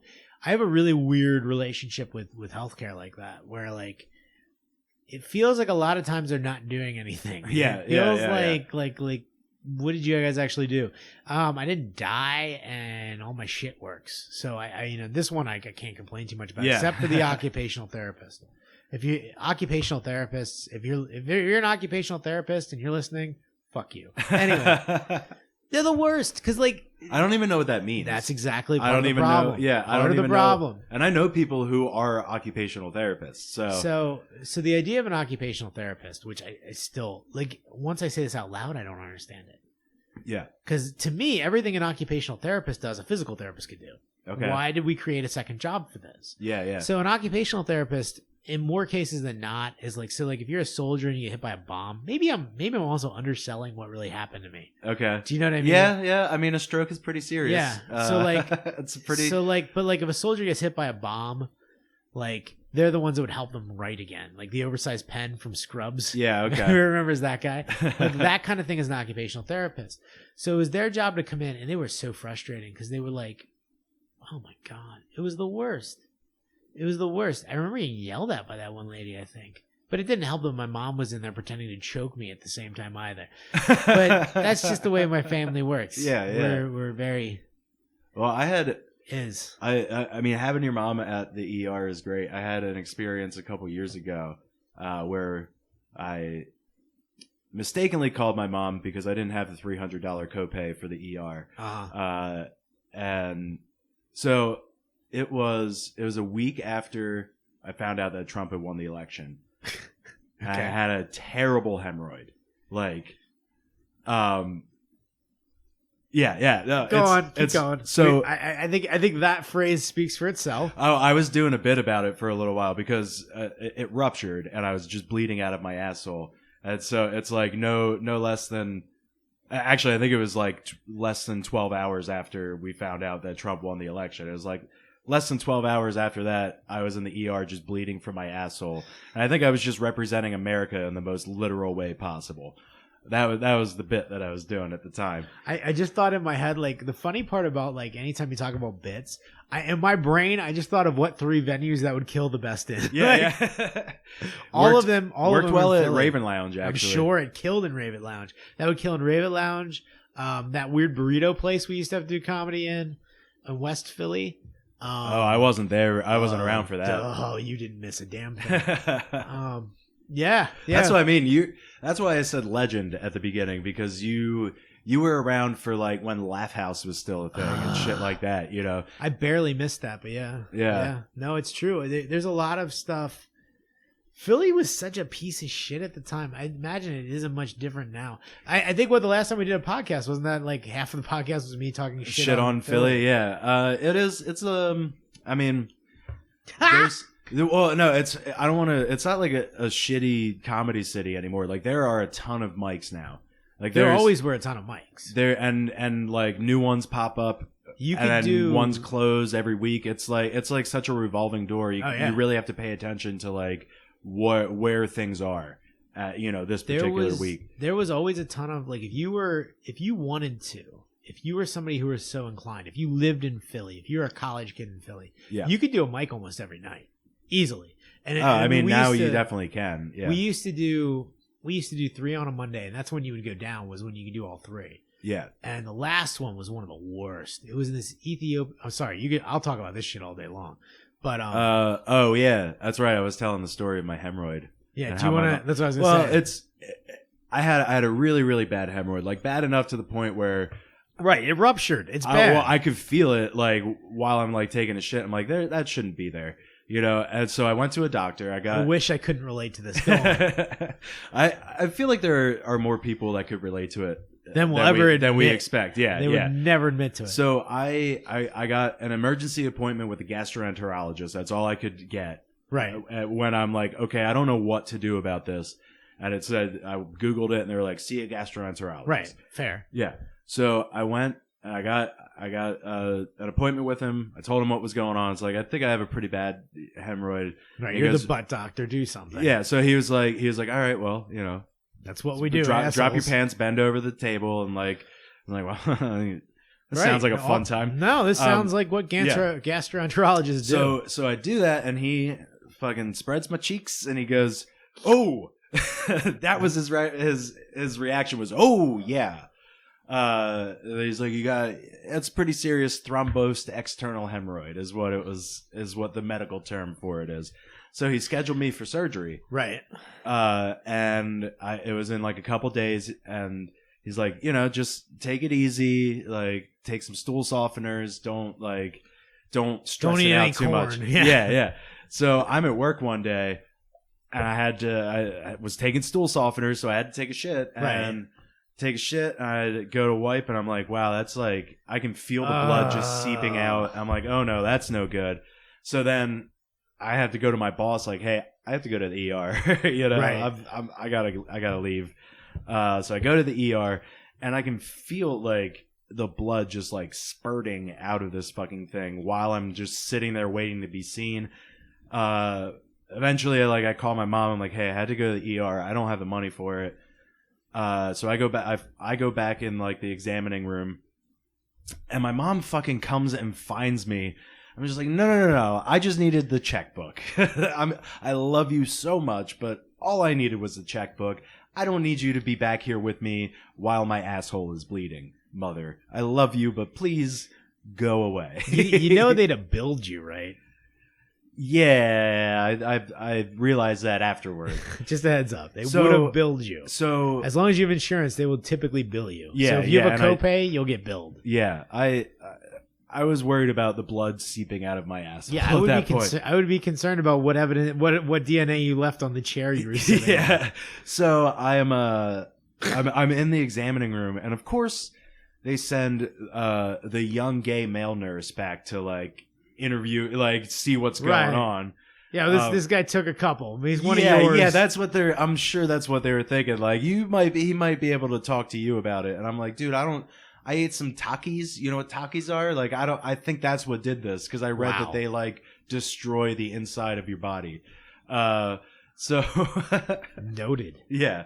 So they get this guy back there, and he's very clearly a gay man. Like, just the way he carries himself and the way he's talking to me, like, it's I don't mean to be fucking 11 already did. Yeah. You already were. Keep going. So he's interviewing me, and then they send in this guy who was like a Marine, I guess, because he's like, oh, you know how like he's like well, you listen here. Here's what's gonna happen. Yes. You're gonna spread your cheeks, and I'm gonna put some caulk in there. No, caulking like in the bathroom, not caulking between my legs. Nobody told you to turn around. When I speak, you will say, "Sir, yes, doctor, sir." So no, he's like, so when I was in the military, because I'm like, I just want, can you stop the bleeding, please? Because like I can't get it to stop. Right. And he's like, well, they're like trying to figure out what to do, and he goes, well, when I was in the military, like he had an idea. He's like, well, when I was in the military, they used silver nitrate to cauterize wounds. And I'm like, just fucking do it. I don't care. He's like, are you sure? I'm like, I don't know what it means. I don't know what you're saying. I just stop the bleeding, please. So he gets some silver nitrate, which is a cauterizing agent, puts it on my butthole, and it oxidizes and reacts, and it fucking burns your skin. So that's how they stopped it, with silver nitrate. I don't know if anybody knows how that shit works and how the reaction works. I don't, but I know that it was easily top 5 most painful experiences I've ever had in my life. Like, it was dumbfounded. It was worse. It was worse than the time I broke my fucking collarbone as a 4-year-old. That's so bad. Isn't it the worst feeling in the world that when doctors are just like, oh, like when they react in ways that they shouldn't? No, yeah, that's what I mean. That was the start of it. It was like, that's not what you want to hear. No, when a doctor looks in your butthole. Well, it's like that nurse when the nurse goes, "Oh God, it's shift change. There's no doctors here. I'm calling a brain attack." And I'm like, "Oh God, what the fuck is a brain attack? What's a brain attack, and why is the B team here?" Yeah, can't we get a doctor? Like, not to be rude to these nurses, but like it was like a nurse. This doesn't seem like a JV thing, man. No, I'm like, looking up. I can barely see my hand, but you can kind of see faces, and I'm like, okay, that's the nurse who wants to leave. That's the CNA who wipes old people's buttholes, and that's the janitor. Yeah, like, no one's qualified here. Maybe her, and she's already mentally checked out for the last hour. Are you kidding me? And my mom who's yelling about my music choices. Yeah, yeah. Thanks, Ma. But, exactly. Like, again, same thing. Like, oh yeah, thanks, Mom. Thanks for coming back to the fucking walking through the To emergency. be fair, like, so it's funny, like, right? Like, here's the thing. I know she just wanted to make sure I was okay, and I appreciate that and everything. But it's like at that point I was fucking 28 years old. Like, please don't do that. Well, if it's anything other than your asshole, it's probably not so bad. Right. Do you know Well, what I true. mean? Yeah. Like, If I had like a broken bone or something. Right. Yeah. If you busted your toe, it'd be like, "Mom, it hurts." Like, Yeah. that one's okay. It's not. Like, this one's a little different. Like, you know, you want me to kiss it and make it better? No, God, no. please do not. Please do that. don't make me explain what happened, because no matter what I say, And it's that's the gonna thing. sound like I banged some dude. And I have no idea how it happened. Like, I was at a show in Philly, a house show in Philly, where my friend's band played, and I dropped some acid, and the next thing you know, you had a hemorrhoid. I woke up the next day with a nasty hemorrhoid. But I remember everything from that Right. night. You I know, know. like acid. I love acid, so Well, I can this is the function lesson. on it. The lesson here is you drop acid, you end up with a busted butthole. No, I think it was the Takis. I think it was the Takis. I've eaten a lot of Takis in my life. Never again, mind you. But Yeah. yeah. Because I've read that they have destroyed like little kids' stomachs. I believe and stuff that. like that. Because there's so much like MSG and fake seasoning on it. Well, also too, the fact that they're super like, imagine the capsaicin from just yeah. But anyway, And they're like razor fucking sharp when you eat them too. oh man. So they do the brain attack. They scan me, Yeah. and then I had to do physical therapy. The coolest thing that ever happened though was probably like day 2 or 3 after the It's a bright outlook. after the after the stroke. Yeah. I'm with a physical therapist, Uh-huh. and we were walking, so that was good. And then she goes, "We're gonna go to these steps. Now I don't expect you to. Oh, you're going up them. Like You were just like, fuck it, I'm doing it. No, it wasn't even that. It was just. Or it was she just said- like habit. Yeah. My feet just immediately went to the steps, and I remember just thinking, like, because I don't know if you can if anybody can understand the fear and the panic. And this was the other thing that happened when I hit that fence. Yeah. You don't think about your leg moving; your leg just moves. And when your body is fighting you, literally fighting you like that, Yeah. like, and again, this is how my brain works. I'm still thinking about how would I have gotten out of this situation. Like in the back of my brain, like if I just would have put my left arm underneath my left leg and thrown it a little bit, because my leg was still kind of moving, Yeah. but it was moving so slowly that that's why I went diagonal instead of straight.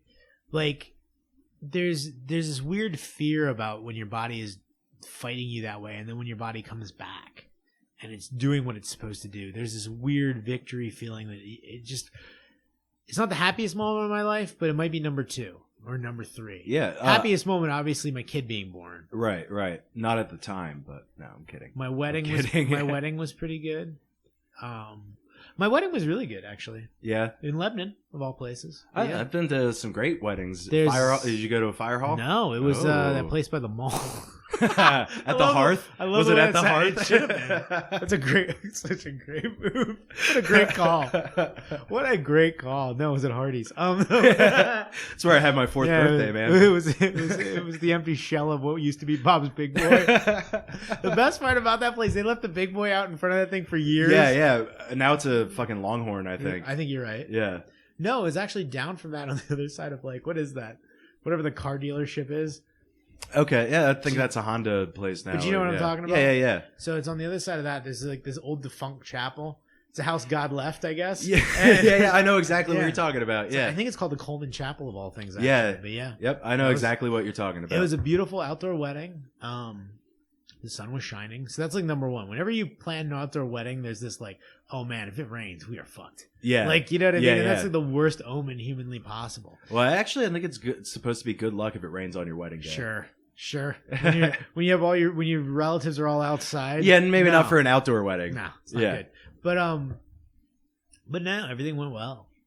Besides my marriage. But I mean, I was gonna say, I'm probably the wedding was a lot of fun. The wedding was Yeah. great. Everything Yeah. went the way it was supposed to go, and like I didn't get too drunk, which at that point in my life is a weird victory. Right? No, yeah, exactly. For sure. There's definitely times in my life where it's like, Well, yeah, I only had like 6 beers that night. I've been sober for 10 years now. It It was definitely a time in my life where my drinking was higher than it should have been, and like I think I had 4 beers. Yeah. Which, given the fact that like the service was only like 3 hours, the whole thing was like 3 hours long, was pretty good. Yeah. Plus, like everything worked out really well.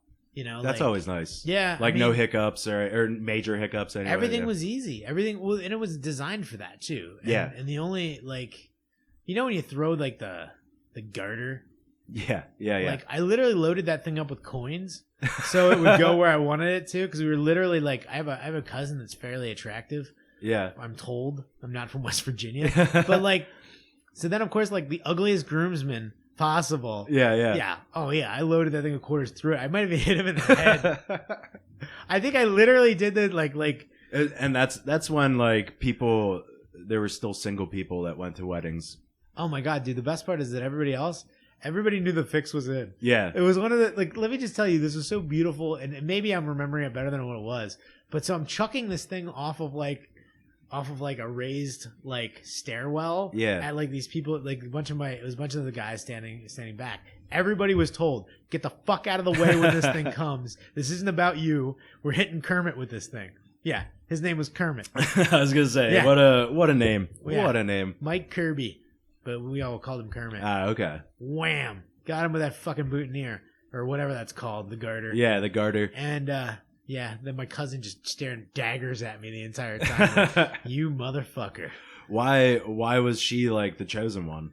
Because she was good looking. Oh, okay. It's She's just everybody good-looking. knew. What's she up to now? My cousin? Yeah. 3 kids? I don't know. She's had 2 at least.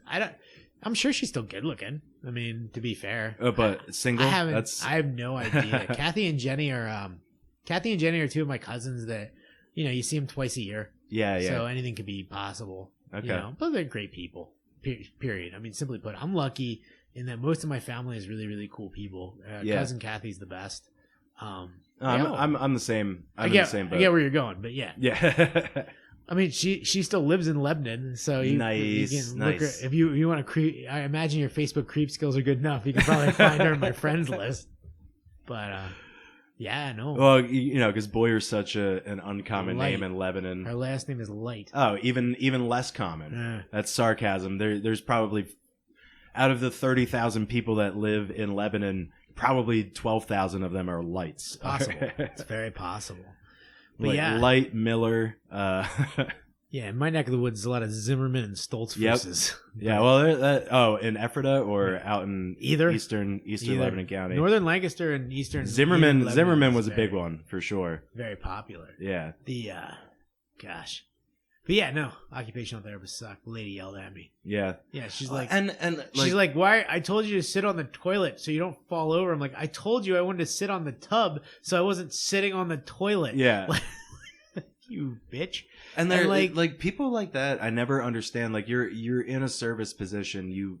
You're there to help people. Why are you fucking miserable? Like if you don't want to do this, if you want to be a miserable fucking cunt, then don't do this. I just think like because that's not what people need when they're trying to recover from a fucking stroke. Yeah, I wish I'd had I wish I had the wherewithal to go, you know, I just had a stroke. Why are you yelling at me? Yeah. Like, but I didn't have any of that at the time. My energy was the complete anger. Yeah. I'll be honest. Like, and I don't know if that was a side effect or not. I was very angry afterwards for sure. Huh.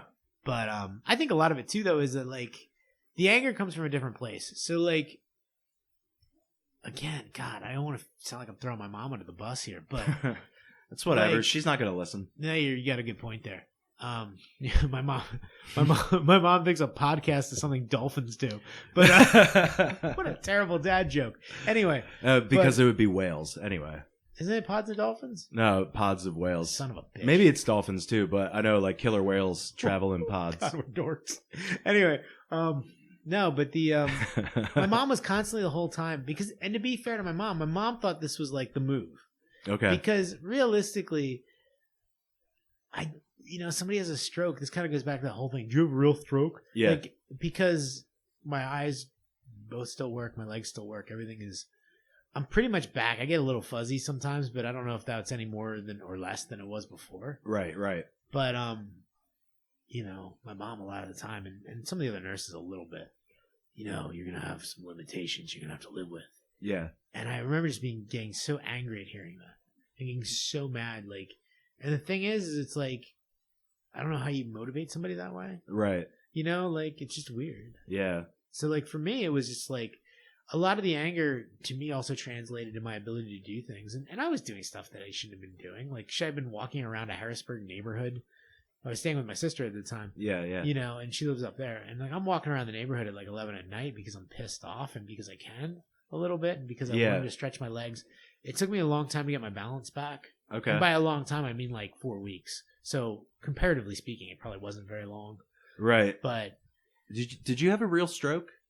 Fair. It's a fair it's a much more fair question than I like to admit because there are people that are like, yeah, my aunt had a stroke and she still can't say her name. And yeah. God, that well, sucks. It might have to do with the age too. Typically, like the people who deteriorate are like quickly like that. They're already 20 years older than you were at the time. There's a couple things. There's that. There's also the fact that like I was somewhere where I could be found.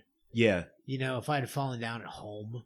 If you were just home alone. Right. I think about that because I live alone sure. here. I think about that sometimes. Like if I ever slipped and fell down the stairs and cracked my head open, which I've been drunk and fallen down those steps already. I believe it. But if that ever happened and I'm just like I would just bleed out, you know, like there's I mean, I've had that. The worst experience I ever had like that was I had back spasms the one time. I was dating this. God, I wish this wasn't true. I was dating this girl. She won't listen either. But she was like 6 foot tall. Okay. You probably, maybe if you think about it, can actually remember who I'm talking about. I think I do remember you showing up at the lounge with her. Yes. Occasionally. Yeah. So a couple of times before intimate relations, I would sweep her off her feet and throw her into bed. Like a man. That's what I do. Yeah. The problem is up until this point, I was generally doing it with women that were a lot shorter and a lot skinnier. Yeah. Okay. And I'm not even so much the skinnier part. Like, here's the other thing. She was just a full-figured lady. No, I don't. It wasn't even that she was. I don't know that she was heavy. She was just long. Yeah. She was fucking 6'1". Yeah. Like she was long, and you need a little bit more leverage because God, you don't want to miss. Yeah. You know what I mean? Like that's, you're definitely not getting laid then. Yeah. You know, if she hits the rim and then the floor, oh, it's over. Everything bounces around like Kawhi Leonard's shot. Yeah, exactly that. 100% that. And like, so I had to pull down with a little bit more leverage. And I completely threw my back out, which I didn't realize until after I was done. I was like, oh, that's going to leave a mark. Yeah. And like, you can't talk about it because I can't let her know. Right. You don't. Yeah. Hey, sorry, I fucked my back up trying to lift you. Yeah, exactly. Yeah. Exactly. Yeah. Hey, baby.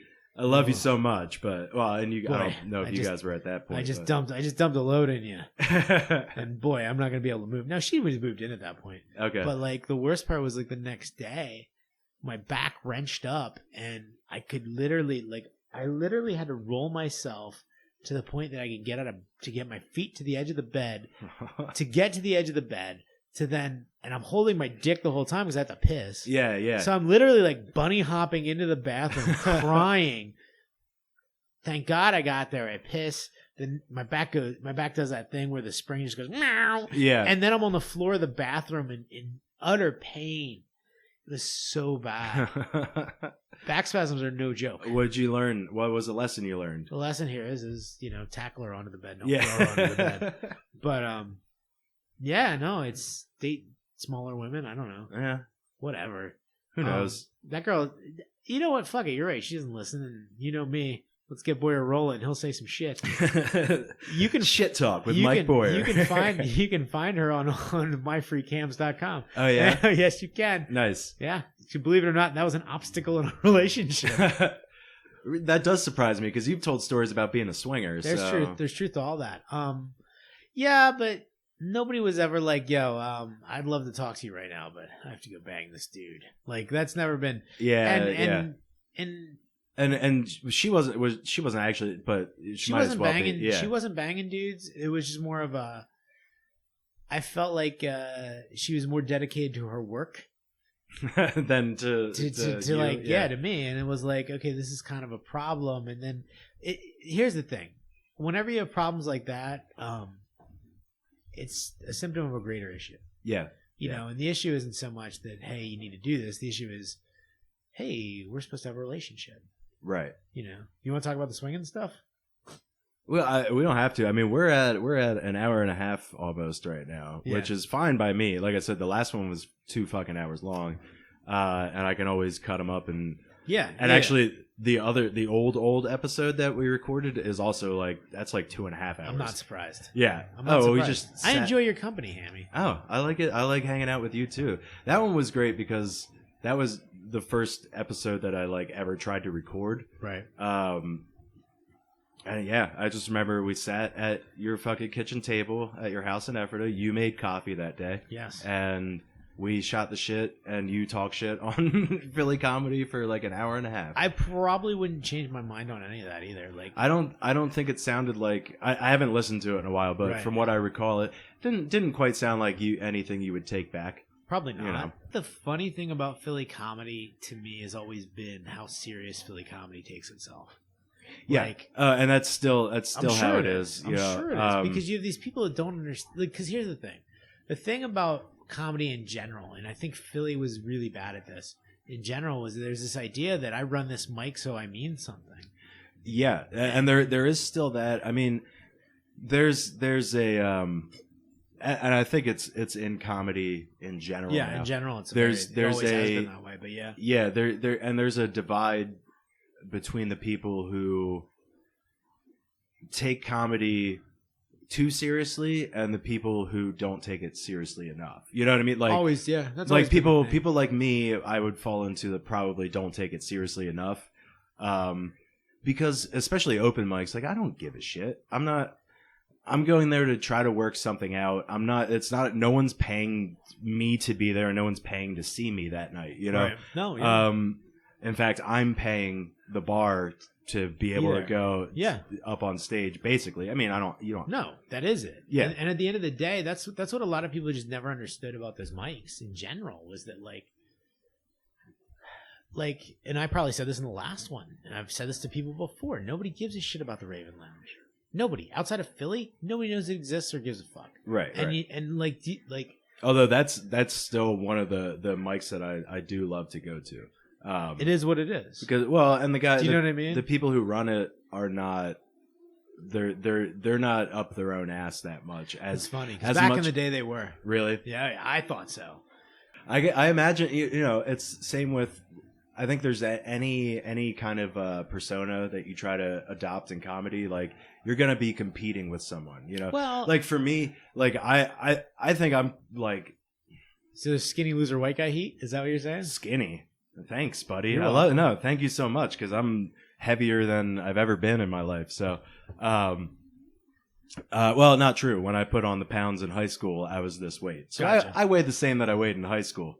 Not many people can say that. Now I'm Way to sound like a soccer mom. Keep going. I'm fucking 75 pounds heavier than I was, you know, when I was in my mid 20s. But Right. it is what it is. Comedy. 5 years of comedy. I gained like 50 pounds. I gained so. a lot of weight from comedy. Well, it's you're in a bar every night. Now I know you were sober for a lot of the time you were doing comedy. and there's also but the fact that like I was really heavy. your sleep schedule sucks and all that stuff. I was heavy into Brazilian Jiu-Jitsu, and then I started doing comedy, and Mhm. that was a bad choice. like really looking back on it, like some people back in the day used to see comedy as like a series of bosses to beat in a video game. And there was an Yeah. idea that like you had to get over in Philly before you went to New York or LA, which is really stupid. There's no point, and I would reiterate this now, and maybe I'm wrong, and I would love to be wrong. Yeah. There's no point in that. Just go to fucking New York and LA because there's nothing to win in Philly. There's no money there. Right. There's right. no, I mean, and there's You might get to feature at Helium, and now or they have Punch. Punchline. Yeah. Punch, I think it seems like Punchline to me probably have the easier route based on what I've seen. Well, But- they do a few more like local showcases. Like Helium brings in national headliners, Correct. and but they always have a local person host. You know, Sometimes they don't though. I've seen them not have a local person hosting. It is what it is. You're not wrong. I don't Yeah, think yeah, you're yeah. wrong in what you're saying. But no, Punchline definitely does the more. They'll do more local. Like every Wednesday, I think they do a Philly showcase. Are they cool there or no? Because in Baltimore that used to be a thing. If you worked for one, you couldn't work for the other. Do they care down there? I don't think they give a shit. Good. I wouldn't know, but Right. I know that people have gotten spots at Helium and Punchline. So I don't think They shouldn't care. No, they shouldn't. They really shouldn't care. That's and that's a common thing with all like performance art. Like I know guys in bands who they've played a show and then they lost a show at another venue because they're like, "Oh, you played that venue? Yeah. No, fuck you." Yeah. It used to be in Philly if you Baltimore is still or not like Philly, that. Baltimore. Yeah. Baltimore was apparently Magoobies and whatever the other place is not. They're not. They've always been that way. Yeah. The comedy. Oh God, shit. No, I can't remember. It's the one that Alabama always was hosting at. That's the other one. I don't know. But that and name. the other one went under. Well, you know what? That one went under and then came back. Sully's. That's if you what played, it's Sully's and Magoobies. They're like they used to be at war. That used to be a thing. I can't they imagine. still are now. But I Sully's think. isn't a regular club. That's stupid. Sully's wasn't at least to my knowledge.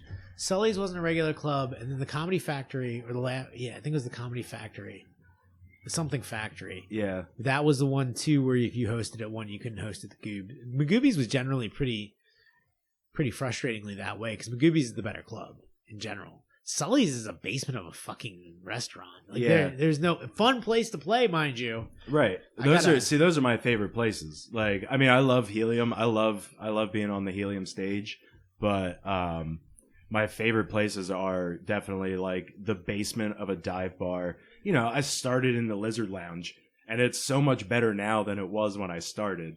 'Cause I don't know if you've been in there, how recently you've been in there. Well, you've been in since they moved to the other side. Kind of, right? sort of. When you were in there when they had the arcade in there and everything. I think I remember you showing up occasionally. I've done one or two and it's been on the other side. It's not bad. I mean, it's a hell of a lot just- better than it was. I'll just- say that much. it's just the thing with Sully's. So Sully's is like it was a decent restaurant on top, and then it was a regular. When I hosted there, it was a regular club. Okay. I still don't know how I got that hosting job. In fact, I don't even think the people that ran the club had any idea how I got that You hosting just like job. showed up. You Miltoned them. I just sort kept of showing up. It was it wasn't that so much as I was supposed to. I think what it was is looking back on it is I was told to show up by CJ Burney. My guess is Okay, I've worked with him. A few my times. guess is that Bernie probably knowing CJ, Bernie probably was like, "Yo, you should have this guy to host," and then was looking for me to. I wasn't even booking shows at that point, so it wasn't that. Yeah. But I think Bernie probably just threw my name out. The lady said, "Okay, we'll give him a shot," and then he's like, "Show up on Friday." Yeah. So I showed up on Friday, and we talked about this earlier. Big Al Goodwin's there. Okay. Corey Hunter is there. I believe Corey was there because I believe Corey was bitching that I had a better set than he did. And somebody else was there. That shit. It wasn't vindictive. No, I know what you mean. He was frustrated that he wasn't getting over. He wasn't mad that I got over. Yeah. And No. I get that. Corey feeling. Corey has gotten me set up with gigs since too. Mainly Yeah. because honestly, I like. So hint to new comedians. Hook the features up with some pot and you'll get some gigs. Yeah. But I didn't say that. But the point is that it's a good skill. But I don't even smoke pot. But right. But yeah, no, it's just a weird thing because that used to be a regular club, and that was the one time where I've been doing comedy. In some ways, I wish I wouldn't have been smart enough to listen. That was back when I just kind of just did the jokes I thought were funny. Yeah. And I told a movie theater shooter joke as part of a hosting set. The kind of thing that like, so here's the reality of the situation. That's the kind of thing if you did that at like in most regular God, what's Harrisburg called again? My brain's fucking locking up. Harrisburg Comedy Yeah, Zone. if you did that at the Harrisburg Comedy Zone, That would go over well there. but the guy running the room would throw fucking rocks at you. Oh yeah. Literally, like that guy's. I have nothing. I don't give a shit. I don't do comedy anymore. I'll throw that guy under the bus every day of the week. Everybody who works there does too. He's the fucking so. worst. He's the fucking worst. He's not going to listen to this because he has no idea who I am. I've been going to the open because he doesn't show up for the He's a open piece mic or of shit. anything. The guy, Yeah. look, I have never had. I've had monster hosting sets there that have gotten me gigs other places. Right. And I'm not saying that to brag. I'm saying that because that's what happened. Yeah. And So he's letting talent walk out of his room. no, but he's walked up to me and went, they say when you host, you're not supposed to curse. Joel Pace says, and I'm like, first off, I don't know who Joel. I know who Joel Pace is, but nobody else does. Right. And number two, fuck you. You heard him laughing. Yeah. Go suck a dick. So story about that guy. that I've heard, because I don't think I've ever even seen him. So Gillis, Shane's been doing really well for himself. Yeah, he got a spot on Saturday Night Live. He's pretty good. Keep going. Well, not anymore, but well, I mean, he got the. You can't take the fact away that he got the spot. It's not an easy thing to do. According to him, his audition was 5 minutes of stand up. That's all he did. He believe went in, did a 5-minute set, and they're like, "Yeah, you can be on SNL." So that's pretty fucking good. Well, he was perfect for what they needed, and I'll suck Shane's dick later. But go on. Yeah. Well, that's what this is all kind of circling back to. Like, he was doing pretty well for himself, and I forget where he was gonna be, but a bunch of us were planning on going to see him somewhere, and I think Youngblood and that dude, whatever the dude's name is, was they were talking, and he said Youngblood mentioned something about Shane like selling this or that place out or whatever, and the guy was just like, "Who the fuck is Shane?" And it's like, yeah, that guy that sold your club out, like, it's like, just to have the lack of awareness and think you're like that much better than a guy who got SNL, like, it's weird. The guy that runs a shitty, and then Shane came back, and this is the last I'll name drop and suck Shane's dick, but it's fine. I actually reached out over Thanksgiving to try to get him to come on the cast, but he's too big time. He's too good. So if you're listening to this, Shane, fuck off. I don't mean that. Shane could he could pop me like a zit. So coming in hot. Yeah. Anyway, but that's like, then one of the great things was that Shane came back and did a show at the Comedy Zone, sold it out, and then spent like the first 20 minutes just shitting on the club during his set. Like, and there's nothing that, like, I'm sure that dude was like pissed off or whatever, but like, what the fuck does Shane care? I'm sure so far past that place already that it doesn't even, he does. Yes and no. There's no reason. Well, I get what but he can headline at any helium club around the country. He can pretty much go wherever he wants and at least do like a 45-minute set. Well, okay. Yes as and long no. As he can't just drop in and do it. But so I want to try to agree with most of what you're saying here. Yeah. Okay. Here's the reality of that guy, and I can't. I almost wish I could name drop that guy, but I can't even remember it. I'll be honest with you. His name's Keith something. Keith, yeah, Keith. I'm sure Keith sucked his dick. It's not Paradise. No, obviously. Of course not. Yeah. But like, I'm sure Keith sucked his dick after that show. I'm sure Keith went up to him and told him how funny he was. I'm sure Keith pretended they were buddies forever and ever and ever. Right. I've had nothing. I wouldn't say I have a negative experience with Keith, because Keith was always nice to me in general, but he's just fake. He's just like a fake person. He's in a role where he thinks that he's supposed to be doing, like, he's a toady. Yeah. Like, he's really that, and it's frustrating. I don't know. He's one of the things I don't like, that whole part of the business part of comedy I don't miss at all. Yeah. Hold that thought, because I really have to piss, so we're going to take a little break. Sure. 1, 2, 3, 4, 5, 6. 1, 2, 3, 4, 5, 6. 1, 2, 3, 4, 5, 6. 1, 2, 3, 4, 5. Okay, we're back. We were talking. We left off business of comedy. The business of comedy, which I also hate too. I hate the business of anything. Like, I hate when anything's. Oh, she got you. She got you. Oh, you're sucked in, dude. This podcast is over. You're just petting the cat now. Nah, it's all good. So the thing with comedy, as far as the business of it goes, that can be really frustrating, is that, like, you have a lot of people that think they have a say in your act who can't do comedy. Yeah. You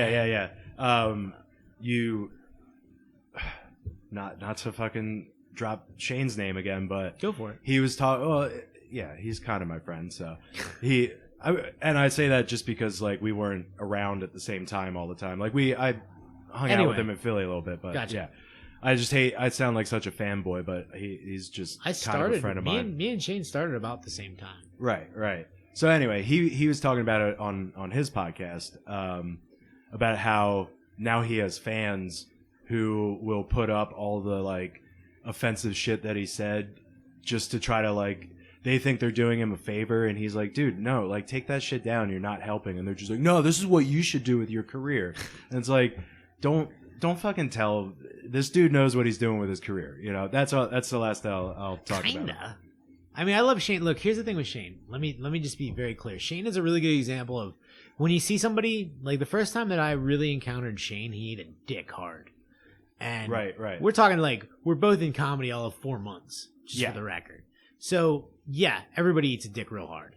It happens. I suffered a great defeat this week, actually. I went to a Philly mic. I went to the Grape Room on Tuesday night, which used to be like a really, really premier mic in Philly on Tuesday nights. But now a bunch of stuff started. That's in Manayunk, yeah? Yeah. Okay, yeah. Now a bunch of stuff started in the city, so I guess a lot of people don't make it out to Manayunk anymore.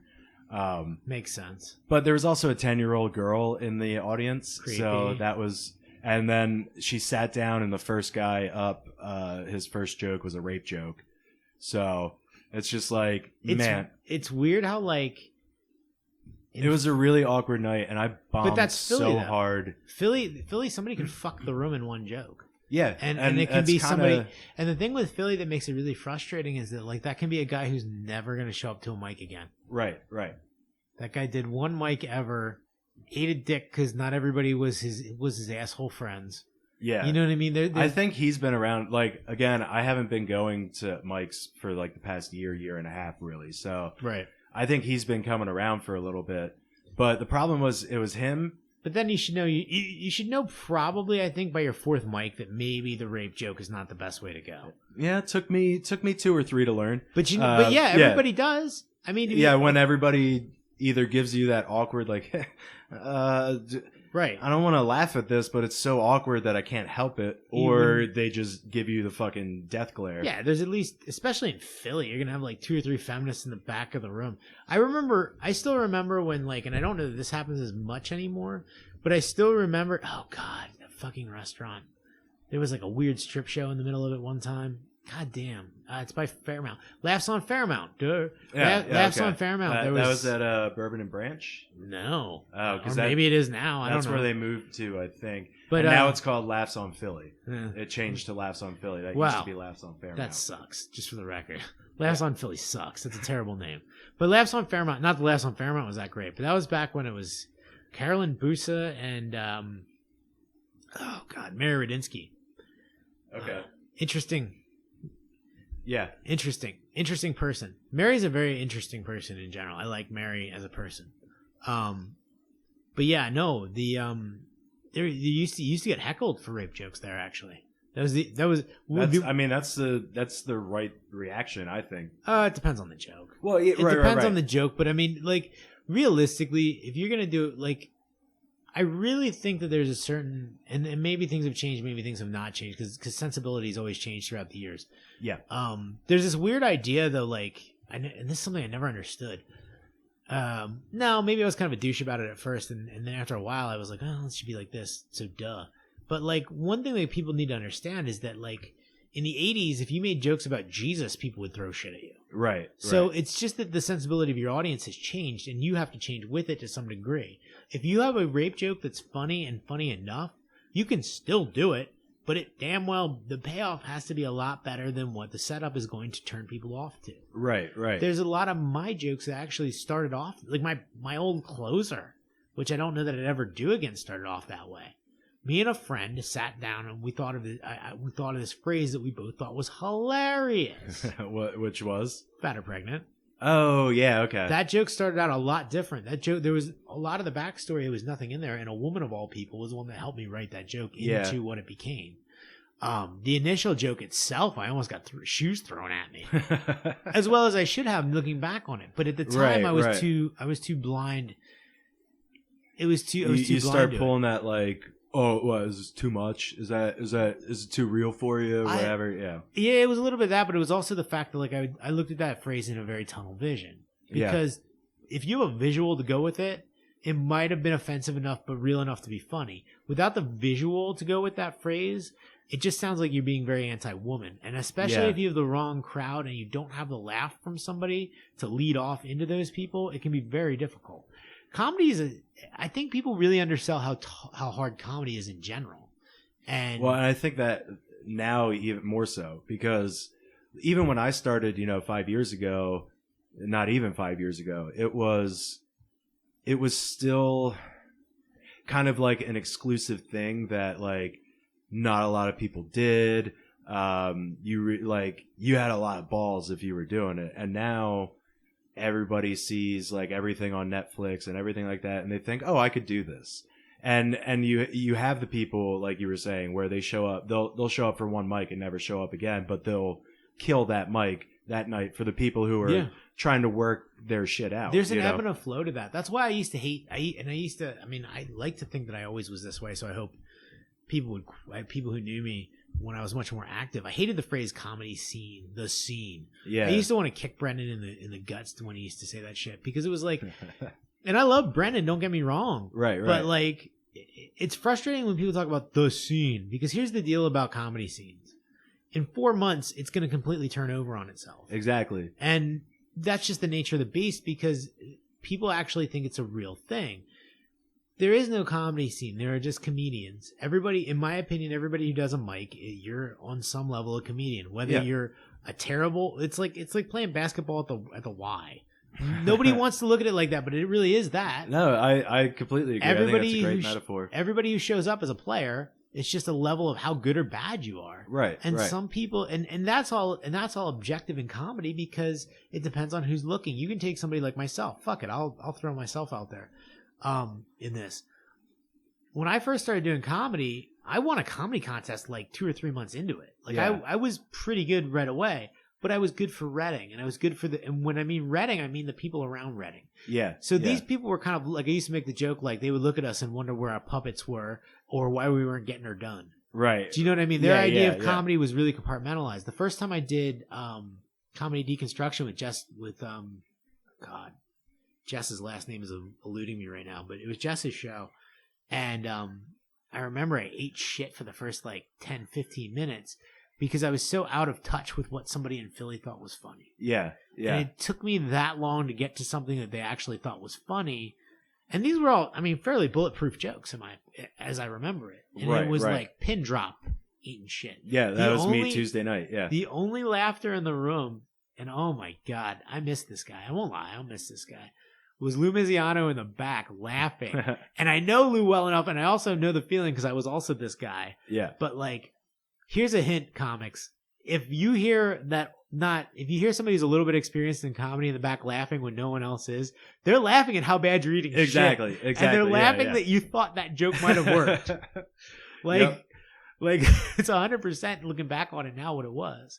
And then again too, you know, if you're smart, I went back to kill that room to the point that like the real headliner didn't do so well in front of me. Yeah. Because I crushed it. I stole that room. But like, which is a great feeling when you I mean, for you personally, it's like I fucking crushed that room so good. Yeah, if I didn't like the other headliner, because those shows were a little bit weird because you kind of had like a double headliner deal. Yeah, like two people doing 20. Dave, and that's another guy too who probably disappeared.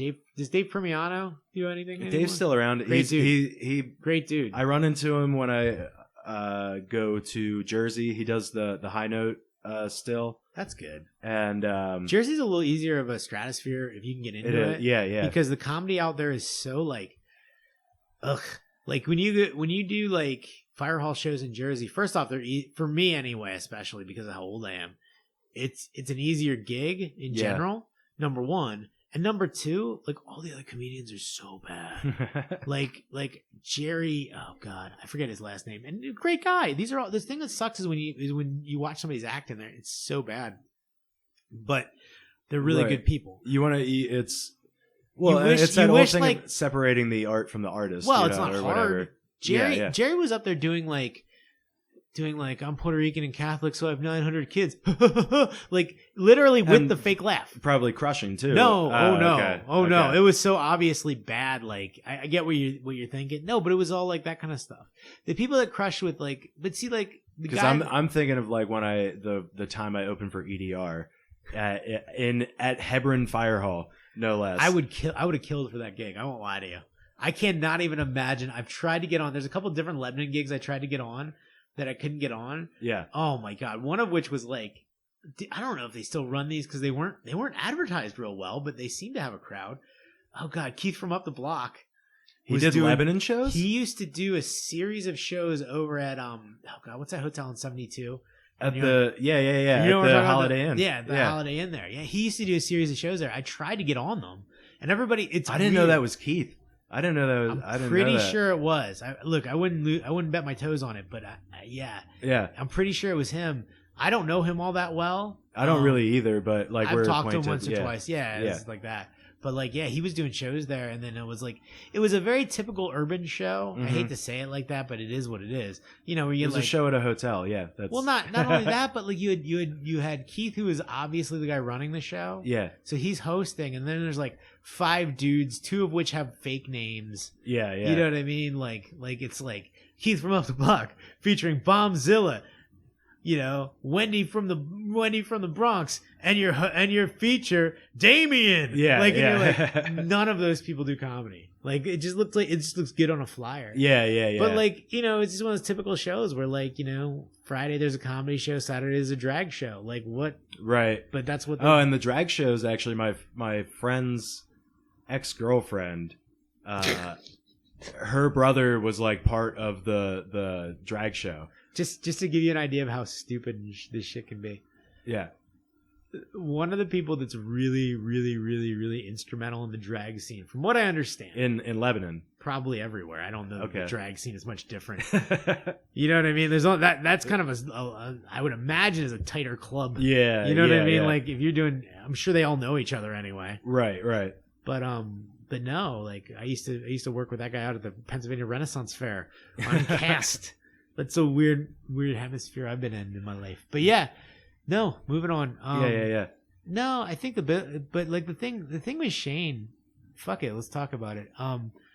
Shane is somebody who's really good at seeming like you've been friends with the guy forever. Yeah. He's really good at he's good at dealing with people back and forth. We started doing comedy around the same time. I would like to think that like, you know, I was looked on in Reading as he was looked on in Harrisburg to some degree, but Okay. you know, that might be me overselling myself, and maybe just overselling the Reading room a little bit at the time. Yeah. The thing about it is outside of Shane, nobody has been a success, and I mean everybody so far. Yeah. Realistically, Lou might be the next guy. Lou Miziano was doing some roast battle stuff. Yeah. in But he was a Philly guy, like Yes. through and through, though. Like he was from Philly. Or Well, yeah, Jersey. and a lot of it has to do with the fact I don't know that Lou drove. You know what I mean? Yeah, like, there's yeah. a lot of those people like that. Like, but that being said, I mean, Lou headlined my room. We had, me. Jessa Reed had a little. Jessa Reed's from Delaware. Yeah, but that's a Philly area. That's Philly. Delaware is Philly. Yeah, the whole state's not. That's beside the point. Yeah, Jessa but- Reed's in a weird. Jessa Reed was always in a weird. When I was involved, Jessa Reed was kind of in a weird hemisphere. Yeah. She kind of had her own little thing. Her big thing right now, I would think, is her podcast, right? Yeah, I think it is. But I mean, this is not happening. Really, put her on the map. I think. I would imagine so. I wasn't even aware that she did that. Oh Good yeah, for her. she did meth pee Right. for this is not happening, which was like her signature bit, obviously. Right. Well, good. I mean, Actually, one of my she was always a sweetheart. Like, I'll be honest. I think mean, my best set. for being the awkward introvert that she is, I got a hug from her. Yeah. So I see that as a major Yeah. win. Yeah. My best set was I was on a show with her, and it was actually my favorite set that I've seen her do because she was headlining, and She's good. it was at Victoria Freehouse. I did a First Friday show actually I was also on with the comic that like I started my downfall in Philly comedy, but it was because of an interaction with this comic. You had a downfall? Go on. Oh, you don't remember when I was like the most hated man in No, I was probably Philly comedy? I probably was out at that point.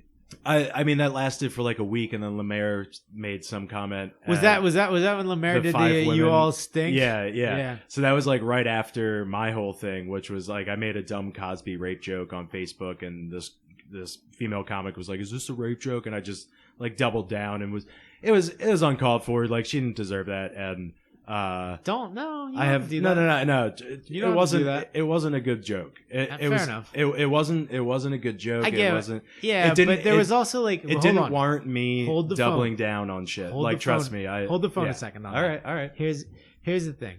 There was a time, and I don't know if that time has passed or if that time is still going on. Okay. There was a time where there was a lot of fucking. I don't give a shit. There was a time when a lot of very mediocre fucking people in Philadelphia Mhm. thought that their shit didn't stink and that they were in charge. and they could tell people what they were supposed to do or what they can't do. This happens in comedy all the time. Right. Yeah. Most of those people are all fucking gone at this point. I can, in all honesty, like, there's two people that come to mind who I think have some degree of like success in Philly, but I don't know they're getting paid for any of it, especially since one of them is constantly talking about updating their resume, which sucks because that person is ultra talented.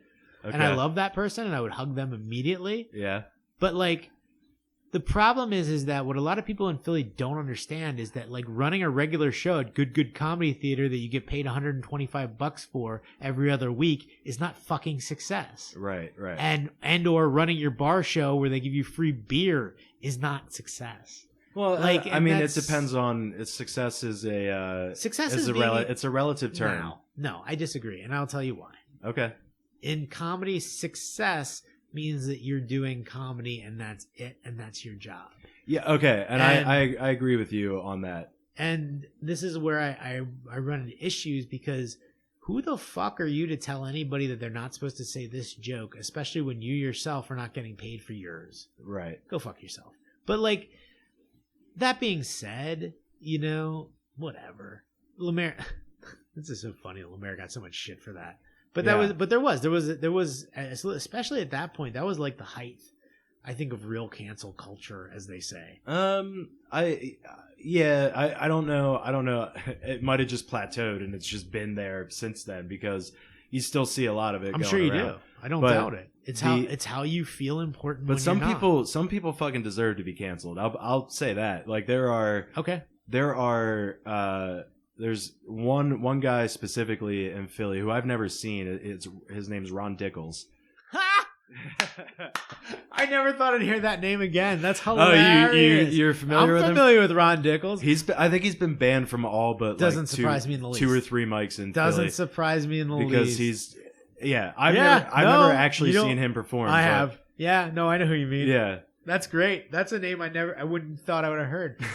Ron Dickles is terrible. Yeah, no, he's real bad, and I mean, that being said, I've seen Ron Dickles kill. Oh, I've seen plenty of people who have no business being on stage That's kill. amazing. Yeah. Well, And but he's been that's- doing it for that long too. but- He's still been doing that same Yeah. like terrible act of like. If I remember correctly, Ron Dickles was mostly rape and racism. If I remember correctly. Pretty much. Yeah. Yeah, So, but that's why that's amazing, Ron yeah. Dickles. That's why I like that you brought up. You mentioned because I was actually thinking about this today too. Dickles. Sorry. It's all right. The subjectivity of comedy, like there's nothing that is objectively funny because humor is such a matter of personal taste. Yeah. That like you said, you were so far out of touch with what made Philly audiences what they thought was funny. Oh my god. You know, so something that kills for a Lebanon Fire Hall or somewhere in Reading, It's a very different it's ballgame. very, very different. Well, I mean, like a really good example is somebody you brought up who won't listen to this, and even if they did, I don't give a shit. You put Earl David Reed in any of those hipster rooms, and he's going to eat shit hard. well, it's because he doesn't tell any jokes. He just goes into white rooms and then crowd works white people by being ultra black. Well, the funny thing that's is, what he does. The funny thing about I didn't even Earl- stay at the show that I opened for. I bombed, and then Jen Shade did a feature set, and which she probably has no business doing. Go on. yeah, but she's from Lebanon, so She's gross. so she was doing a feature set, and she like complimented. She was like, "Hey, that because I was doing some like not anti-comedy, but like oversharing comedy Right. at that point, and she was like, "Hey, that was really cool. Like that was really good. Like I'm impressed. I had never heard of you." I was like, "Yeah, thanks. I'm gonna get my 2 free drinks to get the fuck out of here because I played Little League with that guy and I'm embarrassed now." Right. You know, because I just ate a huge dick right in front of all of these people who I know. Same. Yeah, and Yeah. it doesn't surprise like who me. I grew up with. Yeah. Doesn't surprise me, Hammy. No offense. No. And that's like, I remember the Facebook post that, as shitty, as dumb as that sounds, I remember the Facebook post I made after that show because I walked out to my car and I sat in my car and I wrote this and posted it. Just like, the people in the small town that you grew up in are not the same as you. That's why you left in the first place. Leave again. Well, and there's I also, didn't. I moved to Lancaster instead of Lebanon, which is not that much better. To be overly fair to you, I mean, you got to look at it like this. Like, those people were wondering why you weren't getting it done and where your puppets were too. Yeah. You know what I mean? Exactly. And well, they booked Earl David Reed for a comedy show at their fire hall. which makes sense. Exactly. That's his gig. Exactly. Those are his gigs. His gig is how do I, and this is one of those things I've done. God, how many EDR shows have I done? Maybe 4. I want to say 4 or 5. Yeah. It's the same show every night. Right. It's just, right. he's not even really, the thing about crowd work on that level is that he's not even really doing crowd work. He just has 3 or 4 crowd bits or 5 or 6 crowd bits, and he's going to find who in that room is going to fit that. And because it's a fire hall show, which they all are, right. there's going to be that guy who insert thing. And then he's just going to redo that. And to the crowd that's there, it looks like he's doing this all from memory. Yeah. This is one of those things that, like, you know, as a comic, you decide whether you're going to do this or not. But it is something that, like, for a while, I've done that before. I did that when I first started a little bit. Yeah. You know, it's weird. When you're going to perform for a crowd like that, especially a crowd that's coming to see somebody like that, you have to have a very specific shit. I could probably break out my old History Channel jokes for that crowd. Right.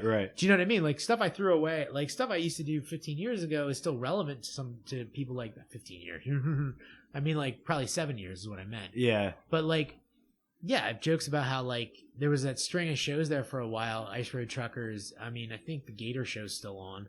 Oh, Swamp yeah. People. Yeah. And, like, catfish hunters and shit like that. Sure. Yeah. And I used to have the joke that the only reason you watched, you know, Swamp People is to watch somebody get eaten by an alligator. Yeah. And the one thing you want to have happen on those shows never does. Like, yeah, that was the old. But I mean, that stuff kills for those kind of rednecks. Right. Because especially the they're rednecks like, that are showing up for Earl. Yeah. They're like, oh my God, yeah. Because I've been waiting for someone to get eaten on that show for 3 years now. I don't know if that happened. I don't know if that's true, but it sounds kind of good because he's talking in the rhythms that I want to hear. Well, I like how, I mean? like, there are people who have that Southern accent in Lebanon, Pennsylvania for some reason. Oh, yeah, because they grew up listening to Randy Travis. Yeah, for the most part, it's... It's so true, though. Yeah.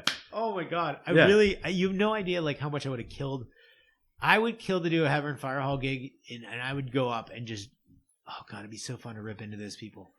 And just to do it, you'd have to do it in such a way that it would work. But, like, I'd like to think that I could. But, yeah, no, I'd have killed for that Heaven Fire Hall thing. Yeah, absolutely. These are the kind of nights that I actually kind of love. Like, they feel like shit because I bombed, except for that one person who was right up front. Like, there's that one guy is like 45, he's had a few drinks, and he's like, you can see on his face and by the way he's reacting to everything, like, he is digging everything that I'm saying. There's that one guy. He made it worth. Him and the 2 free beers made it worth it. I was gonna say it's not a gig that's gonna. Unfortunately, Earl gigs don't elevate you. That's also one of the other things. Well, no, because he books people who he thinks are not good enough to overshadow him. I don't know if that's true. That's the old rap on him. Well, that was the old rap. What's hilarious about that show specifically is that 2 nights before we were at I forget who. Oh, it was when Pat was doing the shows at the Midtown bookstore. Okay. We were at one of his shows. I think I was actually on it. And then we all walked down the street to the corner bar to have a couple beers. And Earl David Reed came up, and Wes and Lemaire were both like, don't ever do one of his shows. Just don't do it. And then the very next day, he was doing that show in Lebanon. And one of my friends from high school saw a post because he was like, hey, I need someone to open in Lebanon. And one of my friends from high school like tagged me in it. And then he like reached out like, what can you do? I was like, I could do like 10, 15. He's like, all right, do 10 up top. I'm like, all right, cool. I'll be there. Yeah, man. I got my drink tickets. But like, it was just hilarious to me that the night before they were like, don't ever do one of his fucking shows. It's not worth it. I'm surprised that would be their answer. I'll be honest with you. I think my issue with working with Earl was just the fact that you were basically giving away a night. Yeah. You know what I mean? That being said, at that point I didn't care. I was like a year and a half in maybe. So but it doesn't. Yeah. But it's not bad. If you're close on his shows, there's no reason not to do them. I don't know. The only reason that I could think of is that, like, see, he had a bad rap there for a minute. Yeah. Because people were, look, I love Lemaire as much as the next guy, worse than most people. I send him nice texts from time to time. Yeah. Lemaire ate some shit on some of those shows. Yeah. And some of that was because he didn't know what he was doing. Like, yeah. And part of it was, like, if you want to kill it in an Earl show, there's certain ways it's like every other show, really. Like, One of the reasons I don't like working in Philly is because I hated having to open with a self-deprecation joke. I hated it, but you had to do it. Right, It was kind of you have to do that or else the audience, unless you had legit credentials or weren't white. I mean, I know that's terrible to say out loud for some people, but it's still true. kind of that way, though. And I'll give you a good example. Raj Balani, who I generally enjoy as a human being and I've had some good times with. Yeah.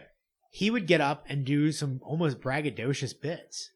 And, like, he would still get over. Right. And I remember thinking, like, I can't do that. If I get up there and I do that, they're going to boom. Like, people are just going to automatically be turned off. Right. There was some jokes I had about my brother-in-law. My brother-in-law is black from Africa. Very black. I can't do any of those jokes there because I was automatically racist. I get it, and I'm not complaining per se, but I hated the rules that you had to play with in those. Right. So, and I hate that. Yeah. That's like. But that's life. Like, I think race, which I'm actually of the group of people who doesn't think that race is actually like what we attribute to the term race is not what race means. Like, race is not your ethnicity. You know, your race is like your species.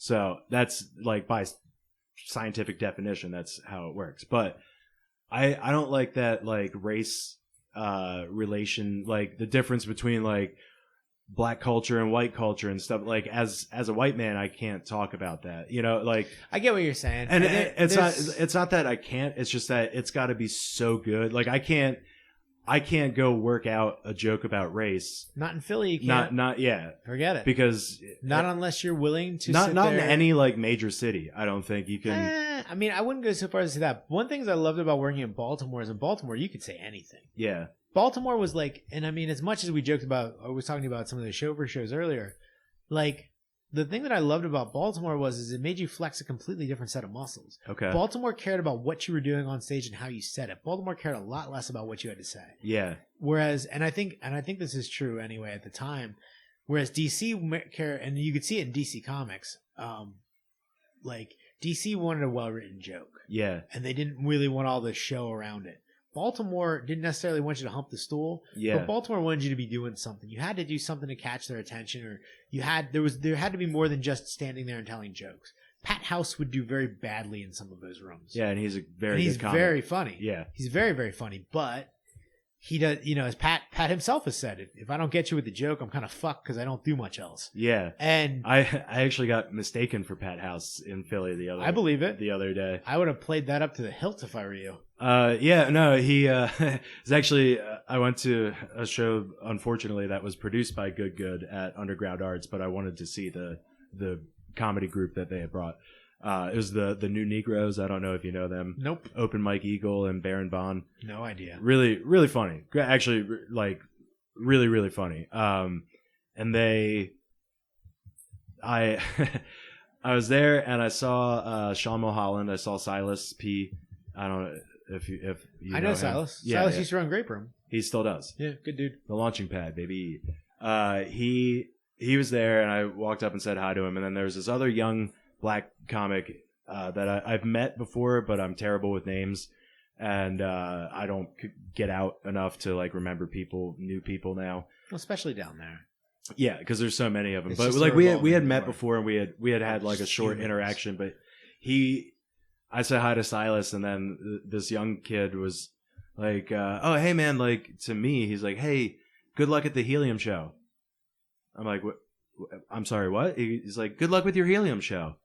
Like, I hope it goes well for you." Nice. I'm like, I think you got the wrong person, dude." He's like, "Oh, I thought you were Pat House," and I wanted to break out do all white people look alike? But you know, that's hacky. Maybe, yeah. You think that's hacky? The back of my head, I'm like, no, I'm Hat Mouse. Like, yeah. Terrible. But like that was just a weird thing. Like being. I love how I can pop myself with the worst jokes. Yeah. Hat Mouse sounds like a really, really bad anime. Or like a band, like a shitty indie band. Oh, yeah. Opening for Modest Mouse, Hat Mouse. Yeah. But I don't know.